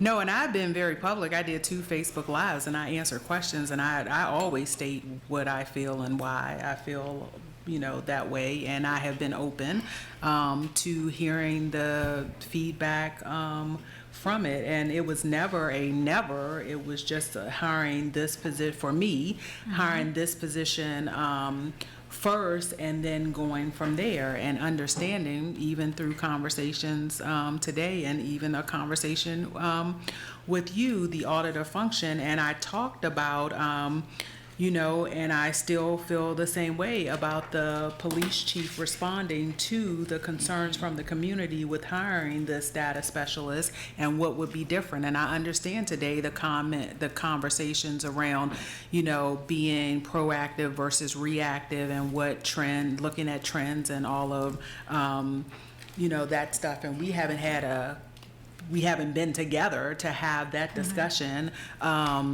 As council, or with even council members and staff today. But I think, at least just speaking for myself, I made a point to have this conversation, and the way that I communicate with the public is through Facebook Lives and having it on there. And on a Facebook Live, you can't it's clear. I'm saying it's recorded and it's posted, right? What I think and feel, and always being open. That was my other point. So while I am not an expert and I have a lot to learn, I will say that during this process, I attempted to commit to being in the room every meeting, and that wasn't what was wanted. And I asked Mr. Blair, and we were in a meeting where I said, we would come to each meeting to figure it out. So I think all of us have to own the discord that was created with the initial and how that played into us building this together as a community. And even for me, after some of the comments that I was getting, I took a step back. And I was just like, okay, I'll just wait, for it to come. So I own that, and I hope that other people, own it too. But we were together in a meeting where I made the comment and asked if we would come to every meeting. So we would have been in a different place because we would have been there together helping. So I just wanted to say that. I would like to add one other thing on the point that was made earlier about the data. And Mr. Blair, and other counselors, I think this is a really valuable, important point about what is the rawness of the data that the auditor, however it's set up, can gather against the concerns that the police have about the personnel process, which is a whole legal thing. And I would be, that does seem to be a really important kind of knot to untie here. How much and what can the auditor that is hired, however, starting as a consultant, ultimately maybe a staff person, what can they get? And I think an MOU could be a way of addressing that. I know that when we set up the city's open data policy, that was a major issue in a far less controversial area, but it was the degree of how was the data that the city was going to make public going to be dictated? And there, the city manager ended up having a fair amount of authority, but the language said that it was like to the maximum extent possible, but subject to city manager approval, according with legal blah, blah, blah, blah, because there were concerns about the data, that the Parks Department had, like they have names, so you don't let personally identifiable information go up. I don't know what the right answer is here, and I'm not sure that it's just because we haven't read the depth of our knowledge. I think that it's probably really tough to figure out.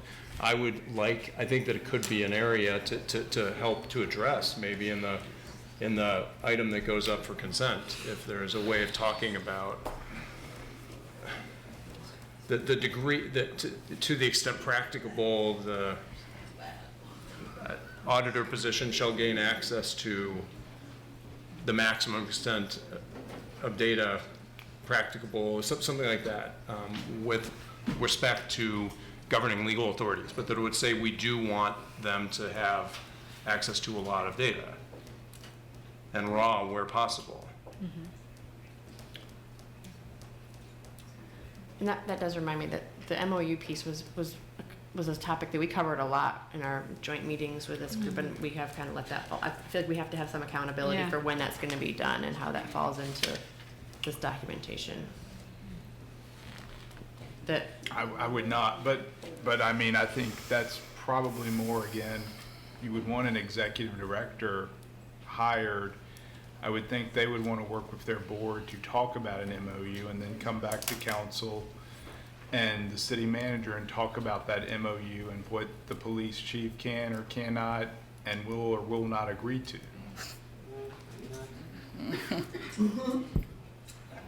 All right, so what the bylaws and what the ordinance, though, establishes the authority to go and have access to that data.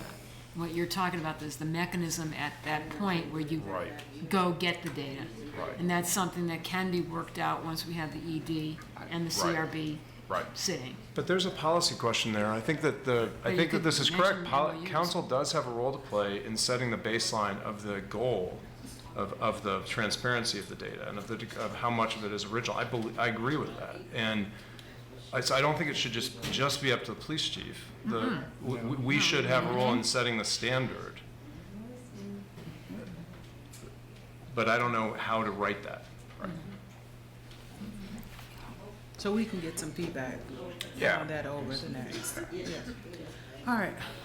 Okay, I'll be brief. I totally agree, and I commend Bellamy for wanting to expedite this process, because standing in the shoes of the public, we're looking at 2 years already, and we're not anywhere close to having a strong CRB, to having actual audit of the police. So the offenses have continued, and they're going to continue until this is finished. So I totally agree that that the public should be granted due process, and everything should be expedited, and there should be special council meetings for this specific issue, rather than tying it into regular council meetings, because it's obvious that it's a much, much deeper issue. And I would say that even expediting to even December 16th, how many mass shootings are going to happen in the United States between now and December 16th, sadly? I'm saying it's too little too late if we don't hustle.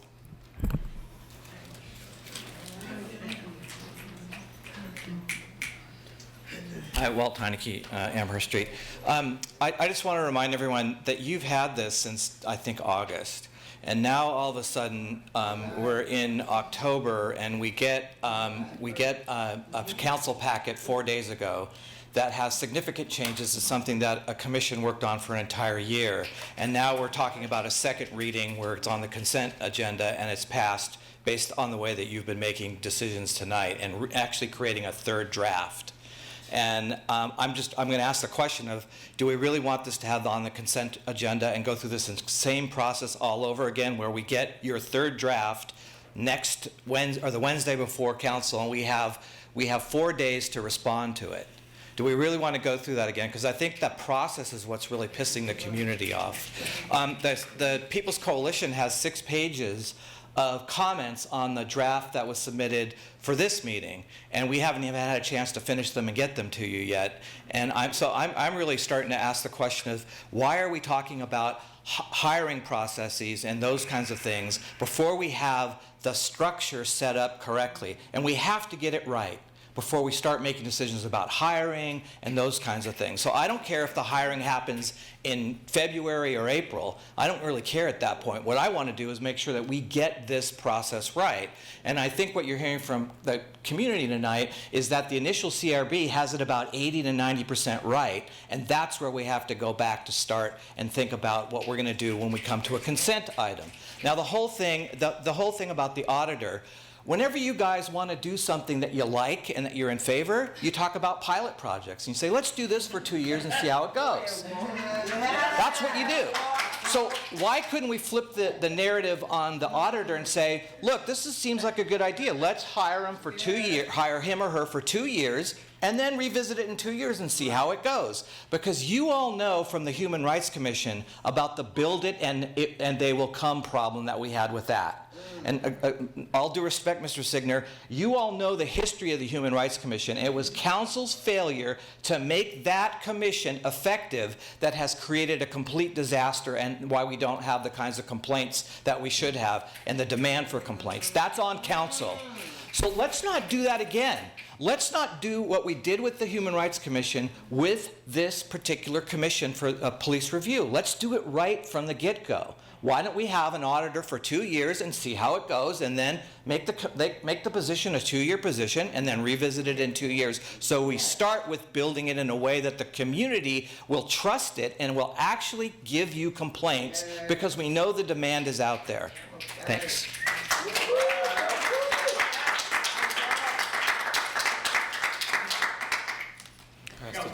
We're past the 10 minutes.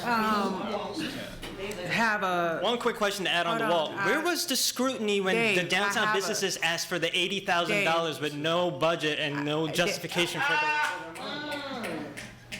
the... So my comment to, we haven't been twiddling our thumbs, I hope that's clear. This process, setting up the work session, having the other, the people from Fairfax come in here. We had to each set up individual meetings with the attorney, have some of those meetings included the city manager. We weren't even able to get the city manager included based on schedules. I know for my meeting, we had it without the city manager. So I just want to say that as somebody who signed up for this, but is hardly ever home, never really sees my kid as a single mother, to have the comments made about like why this was just received. And I thought I explained it well, and this is just, for me, that we all had individuals meetings. So this is the first time that we are even having the conversation about this. So can we push the second reading off? So again, we can probably do whatever, but I want to make it real clear from my perspective, you all do not know who's going to be elected in November. And you can push it off, and then the possibility of we not even getting to where we are now. I'm not in favor of us pushing it No, off. I'm just saying, I mean, just to have the conversation with, the community and being honest, that is a fear of mine. Maybe it's nobody else's fear. So, we have a council right now that, I probably think that you all thought you were gonna hear a different discussion from even what we are trying to figure out up here, to know that, there is an attempt to try to figure this out, versus if you have 3 new members coming, we don't know who they are. So you don't know how they will feel, and you don't know what that looks like.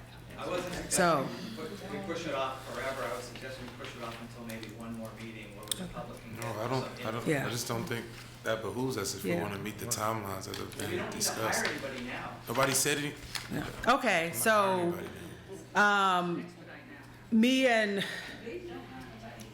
I will just say this, Mr. Blair asked me to hold off on the recommendation because he wanted to have the conversation. I just think it's important for us to know what we're holding off for, which is why we even had the initial discussion without even being able to talk to Counselor Hill and Counselor Galvin about a thought I just had earlier, this afternoon.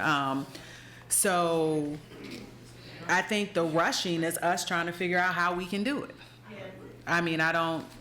It's not to push some trash through.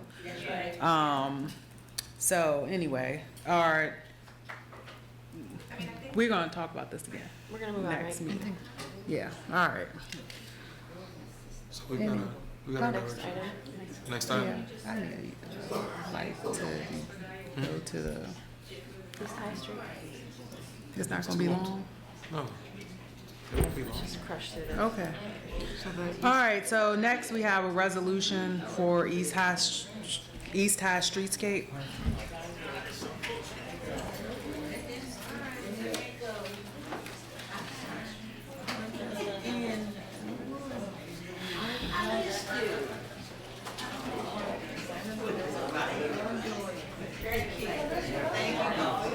Is there, who's coming? Timothy Matosh?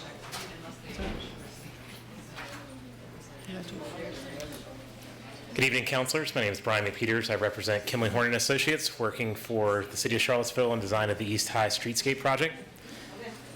We're here for tonight to present to you the status of the project, but also the results of the June 12th public hearing. And then we've put forth a draft resolution for you as well in your packets to approve the design based on some comments and changes that we're going to make. So I do have a brief presentation of approximately 5 minutes that I believe you have a copy in your packet. I don't know if it's going to be on the screen, not tonight. Okay. We got it. But you have a copy. Just as a refreshment for this project is funded through Smart Scale. It was funds that the city achieved in 2016. The project connects to the Belmont Bridge project at the Market Street, 9th Street intersection. It then runs down Market Street pretty much to where we are at the 7th Street signalized intersection, and then proceeds north along 9th Street through the intersection with High Street where the road changes names, and ends at Locust Avenue and 10th Street at the northern end of the project. The project was intended to widen sidewalks, create bike lanes, enhance the pedestrian experience through landscaping, wayfinding, as well as upgrade signals. The current project estimate and budget is approximately $7.1 million. That does not include money that you guys have set aside for possible undergrounding of utilities on the corridor. That evaluation seems to be trending in the direction that it would be a recommendation the city would make, but we're still working with Dominion, CenturyLink, and Comcast on tying in the feasibility, the limits of that undergrounding, and the cost. Process schedule, to update where you are, we've been through working on about 18 months to about almost 2 years now with a public engagement process where we've engaged members of the community, particularly the neighborhoods that abut the corridor, to provide input on the design, working with the steering committee, as well as different city council, different city commissions and councils, including yourselves, but as well as Planning Commission, the Board of Architectural Review, the Downtown Business Association, and a few others. Our goal tonight would be to achieve design approval. That would enable us to open up final design of the project so that we can then acquire easements and fee simple right-of-way from approximately 25 parcels along the corridor. That's all strips of right-of-way, small square footage that enable us to be able to build the project. Similar to what you saw in December of 2018. That project concept was the end of about a year-long process where we received input from the community as well as the steering committee. We received over 500 written comments, about 1,000 plus different data points, and 17,000 data touch points. That would be where you go online to MetroQuest or give us input or information. That is a data point that then we can go. Key takeaways of that: the pedestrian facility and the experience from a multimodal user is of the prime importance. You have a street section today that's really bent towards the vehicle. Mm-hmm. It's not in any way balanced towards the pedestrian or if I'm a bicyclist. So finding a way to balance that. We want to provide a safe and attractive connection to the neighborhoods, as well as utilize design features to create a sense of place. All kinds of things that we prioritize in Streets That Work to make that a possibility. Obviously, through this process, we identified some challenges.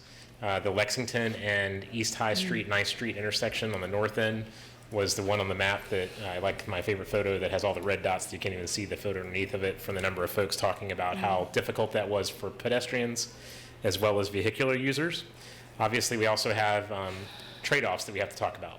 Any kind of urban environment where you want to take the space you have and repurpose it for something else, you have to talk about what happens when you make the sidewalk wider.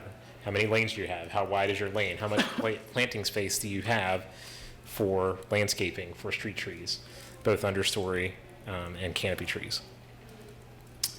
That same design was then refined over the course of the first half of 2019. We did, as I mentioned, had a public hearing here at City Space, just down the street, in July. At that public hearing, some more further key takeaways were given there. Obviously, there's a lot of discussion over where the space goes and what priority goes where, but there were some good key takeaways that reinforce the design criteria and the design goals that we talked about with the public in 2018. There was overall support for bicycle and pedestrian improvements, a desire for a planting palette that includes larger canopy trees. That will be one of the design elements we'll talk about in a second.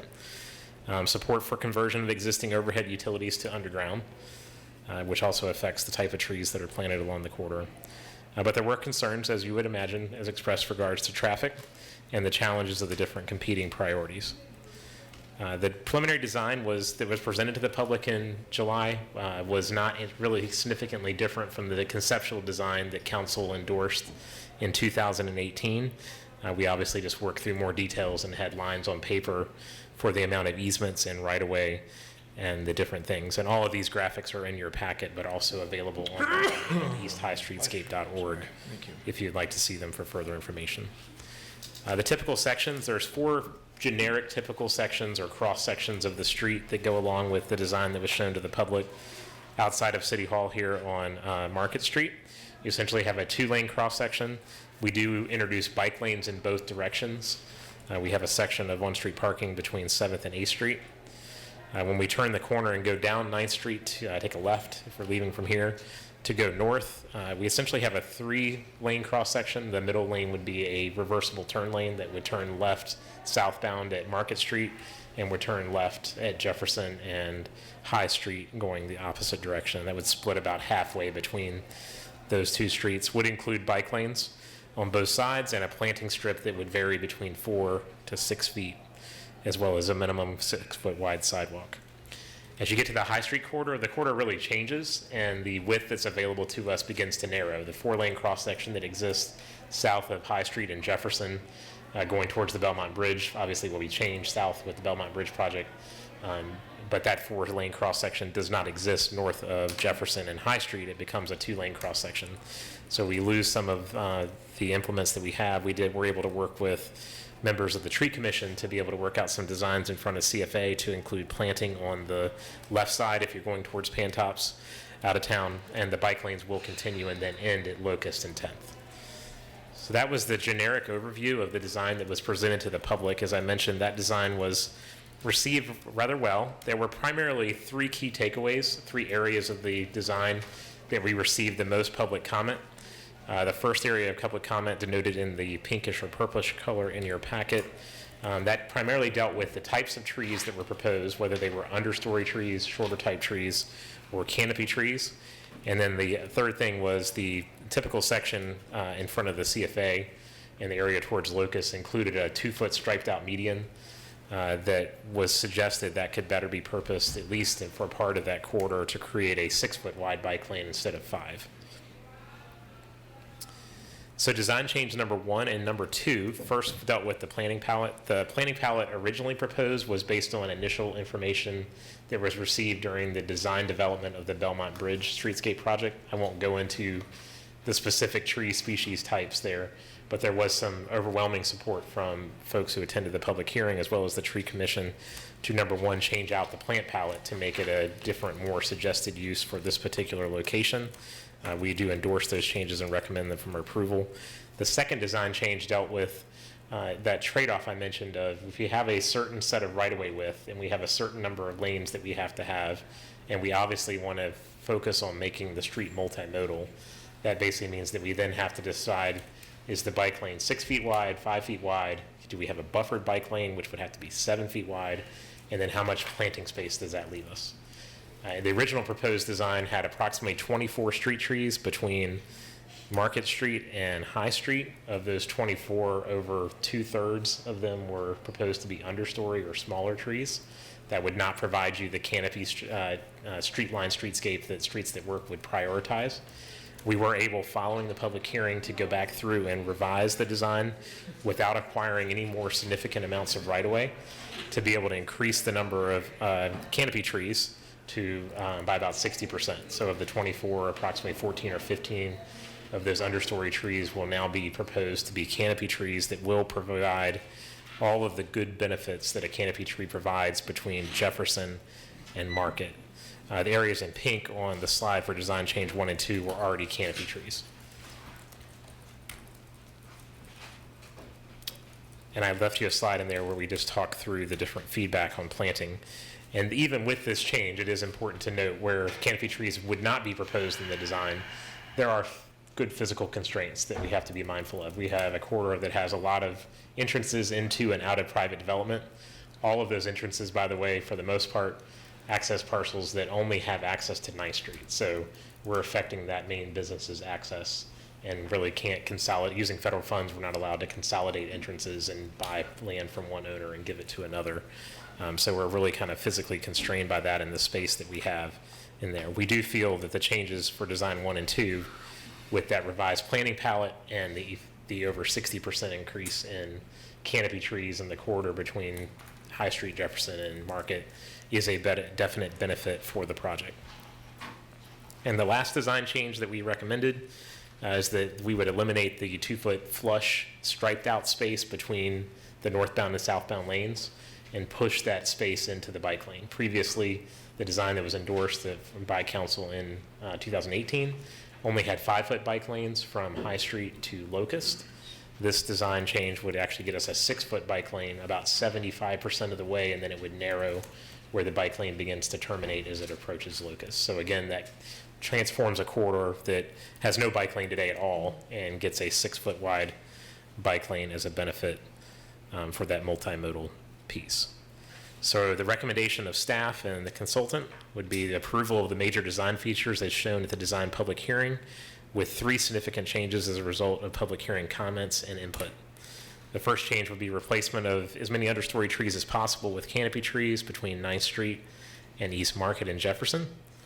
An adjustment of the planting palette to provide a more variety of species with a focus on native species, and increase bike lane width to 6 feet along 9th Street, East High Street, roughly to the entrance to the CFA just prior to Locust Avenue. With that, I'll conclude my brief presentation, and if you have any questions, I'd be welcome to attempt to answer them. I have a question. I don't know why I'm having so much trouble figuring out. So some of the feedback you'd gotten earlier, and I just want to clarify for myself, was the proposed removal of the right turn lane from 9th Street onto East High. Like, that's all the same street. There isn't a right-hand Correct. So turn. that would be the movement that coming from Pantops, I would always be in the wrong lane, because Okay. currently if you stay to the right at the High Street, 9th Street intersection where the signal is after Oh, Locust. so this is like coming back into town. I Correct. have, like, and I was going the Yeah. backwards direction. So when you're coming back around, passing Lexington, you're coming around the bend, and you want to take now a right onto the other side of High Correct. Street. That is correct. Okay. That's where so that concern there would be of folks coming out of, say, Lexington, taking a right onto High Street, 9th Street. I do that every to day. go Yeah. south. Yes. We did get the comment that obviously folks would benefit from the ability to make that right and then make the immediate right to go towards Court Square. Generally speaking, from an urban design standpoint, right turn lanes are less desirable in a downtown urban area. They're not very safe for pedestrians. And typically in a constrained capacity situation, such as what's experienced on 9th Street, if you've ever left downtown Charlottesville in the peak hour, the queues back up from the traffic signals, that will still happen with this design. And the right turn lane really doesn't do anything because the queue is there and you can't turn. Yeah, it and this anyway. pedestrian thing is very real, as I Correct. think I've attested to. Can you do, but I'm just looking at this drawing, when you're going the opposite direction, so you're on 9th Street, about to veer around to the right, can you still take the left onto Lexington? Yeah, so the break in northbound the left onto median? Lexington in the design that council endorsed would be a left in, right out only. Okay. So what's called three-quarter access. So you would not be able to make the left coming down Lexington to go towards Pantops. Right, but you could come, I'm talking about coming from the Belmont Bridge, Yes. working your way up, and you want to go back into the neighborhood. of Correct. Lexington. You would have a left in off Okay. of 9th Street. Thank you. You would not have a dedicated left turn lane, however. You would have, just like it sort of is today, if you were making that movement, you'd be in the through lane. How the crash data isn't higher on this intersection is shocking to me. It's just so confusing for so many people the way it is right now, and I'm just so glad that it's getting some attention. How were the proposed trees selected? The plant species. The original plant species, which we haven't done the full detailed landscape plans right now, we're working on those. The original planting species selection was based on input given on the Belmont Bridge project from the Board of Architectural Review, which has since been changed. So the two projects will have relatively similar planting palettes because that was based on a prior direction from the BAR, has now been given clear direction.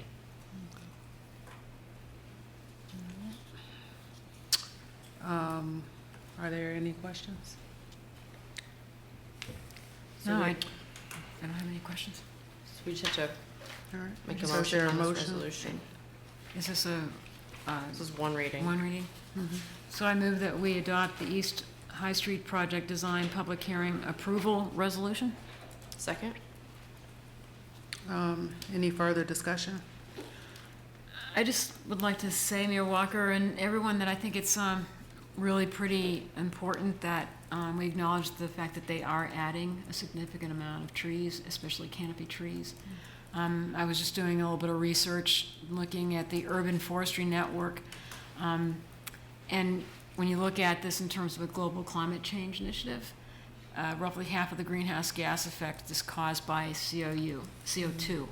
And the trees are very much like a carbon sink. They drink it in, and then they exude more oxygen out into the atmosphere. So when that happens, I thought this was kind of an interesting point. A 50-year lifespan of a tree, through that lifespan, a tree will generate about $32,000 worth of oxygen, providing about $62,000 worth of air pollution control. So these things are really pretty generative and restorative. The other thing that's important too is that shifting away from being a car-centric corridor to being one that is going to make it safe for walking is also going to facilitate cycling. And when you make things safe for walking, you're making it safe for people to get and walk to a bus stop. You're changing the dynamic, and you're making it easier for people not to get into their cars. And I was shocked recently to find out from the Department of Environmental Quality that in Virginia, 45% of greenhouse gas emissions comes from the transportation sector. The rest of the country, it's about 33%. So this is helping us meet our global climate action plan goals. And I think we were pretty ambitious back in July. We said that we were going to be have a goal of 45% reduction in community-wide greenhouse gas emissions by 2030 and carbon neutrality by 2050. That's what we adopted as a city council on July 1, 2019. And, you know, this is the kind of changes that have to happen to our infrastructure to make that kind of reality happen. So, And my only other question was the budget for the, you know, potential undergrounding of utilities. Is that,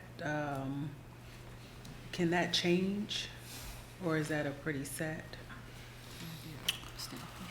Well, I think it's an interesting segue into the next item as well. I think there is actually an item on the legislative agenda about looking at the cost of undergrounding utilities as well, and perhaps having, looking at a legislative proposal that would, in effect, look at greater cost sharing for that. But as far as this budget itself, I think right now it's set. Okay. But I again, great question leading into the next item. and Mayor Walker, we did work at length, and I don't know if Council Signer, you were with me, but the discussions about West Main Street to underground the utilities there, because that was another constrained right-of-way. The only way to widen those sidewalks was to declutter them, to get rid of the poles, to get rid of those lines. And so they had to be undergrounded, but that was a third of the entire cost of the streetscape improvement. Because Dominion Energy refused to split the cost of what they call putting the utilities in a duct bank. They just didn't want to go near it. And so that's where this, as Mr. Blair talks about, we got to try to get to the point where more localities, I believe Arlington or Alexandria does do a cost-sharing arrangement with Dominion Energy whenever there's an open ditch, but it's not something that happens everywhere in the Commonwealth.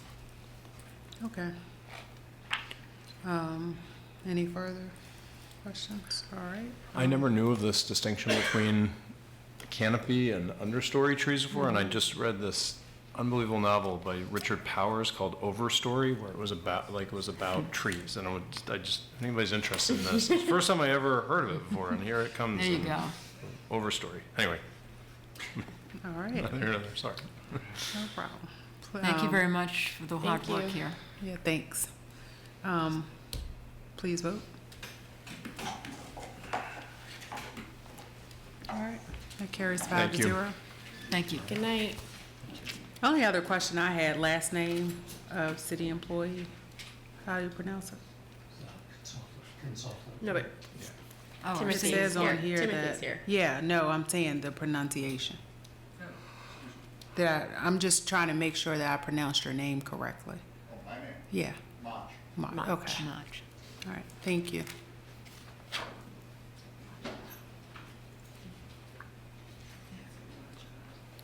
All right, next we have the report, review of 2020 Thomas Jefferson Planning District Commission and City Council legislative position. Good evening again, Mayor Walker and councilors. Good evening. So we will have two items before you for your consideration this evening. I would like to thank Ms. Hudson, who is in the back. She will be the delegate starting in 2020, and it's great to have her here listening to the presentation. Mr. Blunt will present. Thank you.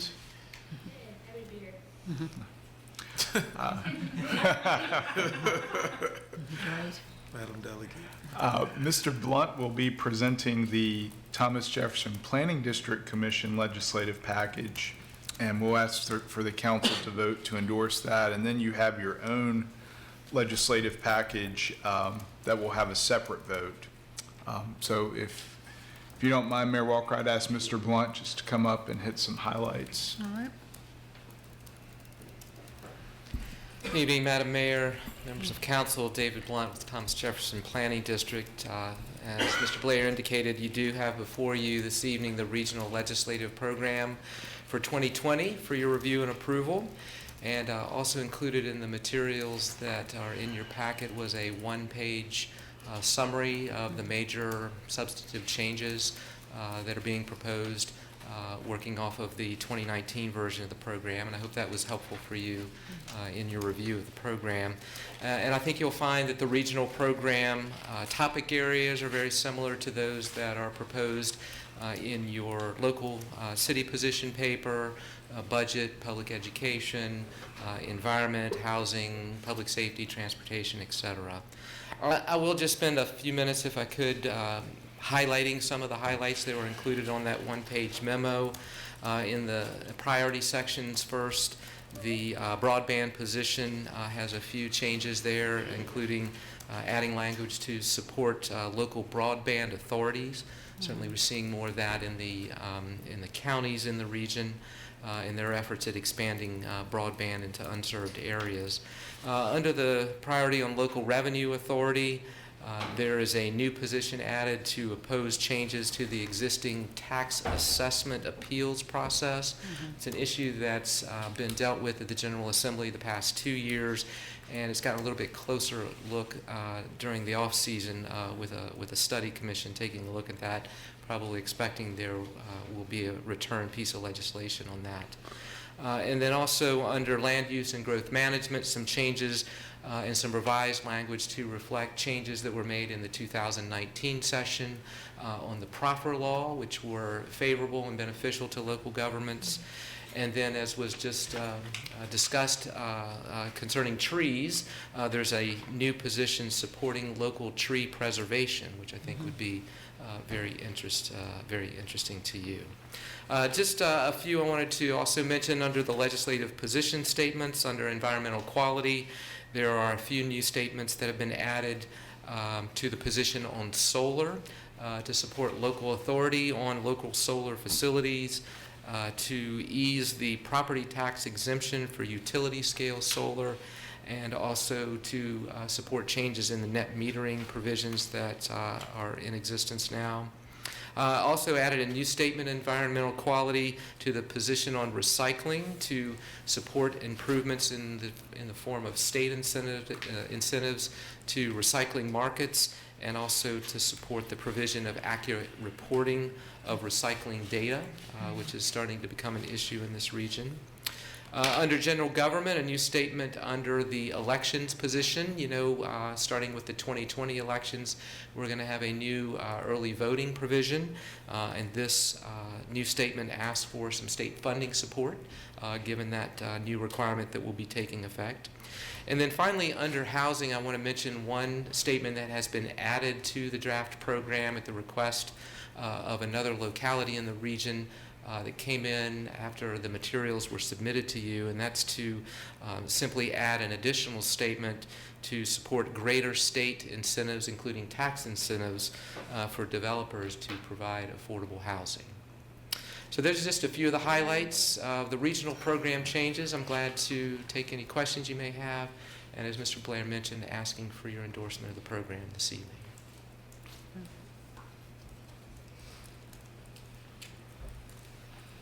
Are there any questions? So you ultimately get the endorsement of all those localities that are listed here? Yes, from a process standpoint, I go and do this with each of the 6 localities in the region. You all are number 2 in the queue. So It's just impressive you get that much alignment and all these things. It's a Well, pretty diverse population in terms of politically. it is, and I think you'll find the positions, they're more of a broad brush stroke. They're not as specific in a number of areas as you'll find in your local position statement or in Albemarle's that they have developed, trying to, again, keep them broad, keep them flexible, so that we can get that consensus, but also provide some good basis for me when I'm advocating on your behalf during the General Assembly session. I just want to thank you for your hard work. Yeah. And you're always there being our advocate. in the General Assembly, so thank you. And again, you just got a lot of great continuity and understanding of the issues, and it's been really great working with you over Thank these you. years. Appreciate that. Yeah, and certainly appreciate members of council who have come to Richmond to testify, and staff as well during the General Assembly session, and working with your staff through the process of getting to the point where we are this evening. Thank So you. we're voting on this. On this, yes. Is there a resolution or just that we? I think you just vote to adopt. I move we adopt the Thomas Jefferson Planning District 2020 legislative program. Second. All right, any further questions? All right, please vote. Thank you. Thank you. Thank you. And then this year, want to thank Councilors Bellamy and Galvin, as well as Mr. Blunt. The local legislative packages before you, I know that they've worked on this with Ms. Robertson and Mr. Blunt. And also, I know, Mayor Walker, you had an addition you wanted to make, and that's now in the local package as well. And I think this is now up again for your consideration as council to vote to endorse your local position statement for the 2020 General Assembly session. This was pretty robust. To say the least. Good work, y'all. Well, if I may, Mayor Walker, just like to just make a general statement that it's in the area of housing, inclusionary zoning, that's been recurring, but that will also give more authority to the local governments as to how they can solve their local housing, affordable housing problems. The idea of allowing localities to make their own decisions about how their public parks are used, inclusive of what to do with monuments, that's also a carryover from last year. Regulation of firearms in public places, again, a carryover from last year. But procurement, we're actually going in a little further to make sure that that we get out there that local governments should not have their hands tied so strictly to be always going for the lowest qualified bid. If there's other kinds of community benefits to be had, like local hiring, or hiring for minority and women businesses, without having going through an exhaustive research, as Councilor Bellamy discovered when he was doing research about Virginia Beach way back when. So make it much more automatic that that's something that a local government can decide what to do. The ability to give us more flexibility in making our real estate taxes more progressive, and also just asking that the General Assembly do an exhaustive study of the state income tax level. Those are some just big highlights, but I just want to underscore that those, and that's in addition to a lot on the environment, a lot on transportation. It's got the minimum wage in there. It's got reduced healthcare costs. It's an advocate for the Equal Rights Amendment, in promoting healthy food access. It's everything that this council has been standing for the last 2 years that I've worked with this particular council and Councilor Bellamy. If anything you want to add, but this would give a lot. It'll kind of bit by bit take away a little bit more of the authority of the state as a Dillon Rule state and give more authority to the local governments. I think you hit it on the head, quote unquote. I think there's a lot of robust things in it, and I think that we all need to advocate and push for the House and the Senate to support. And I hope that we'll have a new General Assembly that will be much more open to our suggestions. Well, I think it I'll leave was it at that. telling that when we met with Delegate Toscano and Senator Deeds, they said that list is going to be very different depending on the outcome of November 5th. Yeah. All right. So Right. we went in big, knowing that it could come out small, but Yeah. Go hard or go home. Yeah. I did have one question from, and I don't know which section it is, but the section that was on the the legislative packet that we just voted on about transportation, would we include, asking for the resources to maybe look at? I know that we were talking about from the RTP standpoint, and potentially looking at like electric buses and things like that. I know it said roadways. Am I not remembering this right? But I didn't know if we would include it here in terms of asking the state to make that a priority. When we first started talking about that, 10, 12 years ago, we had some really specific language in the regional program. It's kind of morphed over the years, but if you look under the transportation funding position on page 10, in the very last bold printed segment on local and regional authority, the first bullet there, supporting additional authority to establish mechanisms for funding transit in our region. So again, trying to make it a little bit broader to take in what you're talking about. Yes, ma'am. And our individual locality does in the very beginning through inclusion endorses TJPDC's statement. So it automatically adopts TJPDC. Yeah, I just didn't know. Yeah, I just remember reading it and just forgot whether we could include, I guess more firm language on, with, especially since we're having all the environmental conversation, is what made me think of that. Okay. Is there? Yeah, thank you again to our colleagues who took the lead on this and also with the support of staff. Yes, Ms. Robertson was phenomenally helpful. Phenomenal. And Mayor Walker, I don't know if you want to talk more specifically about the add-on that you have on here.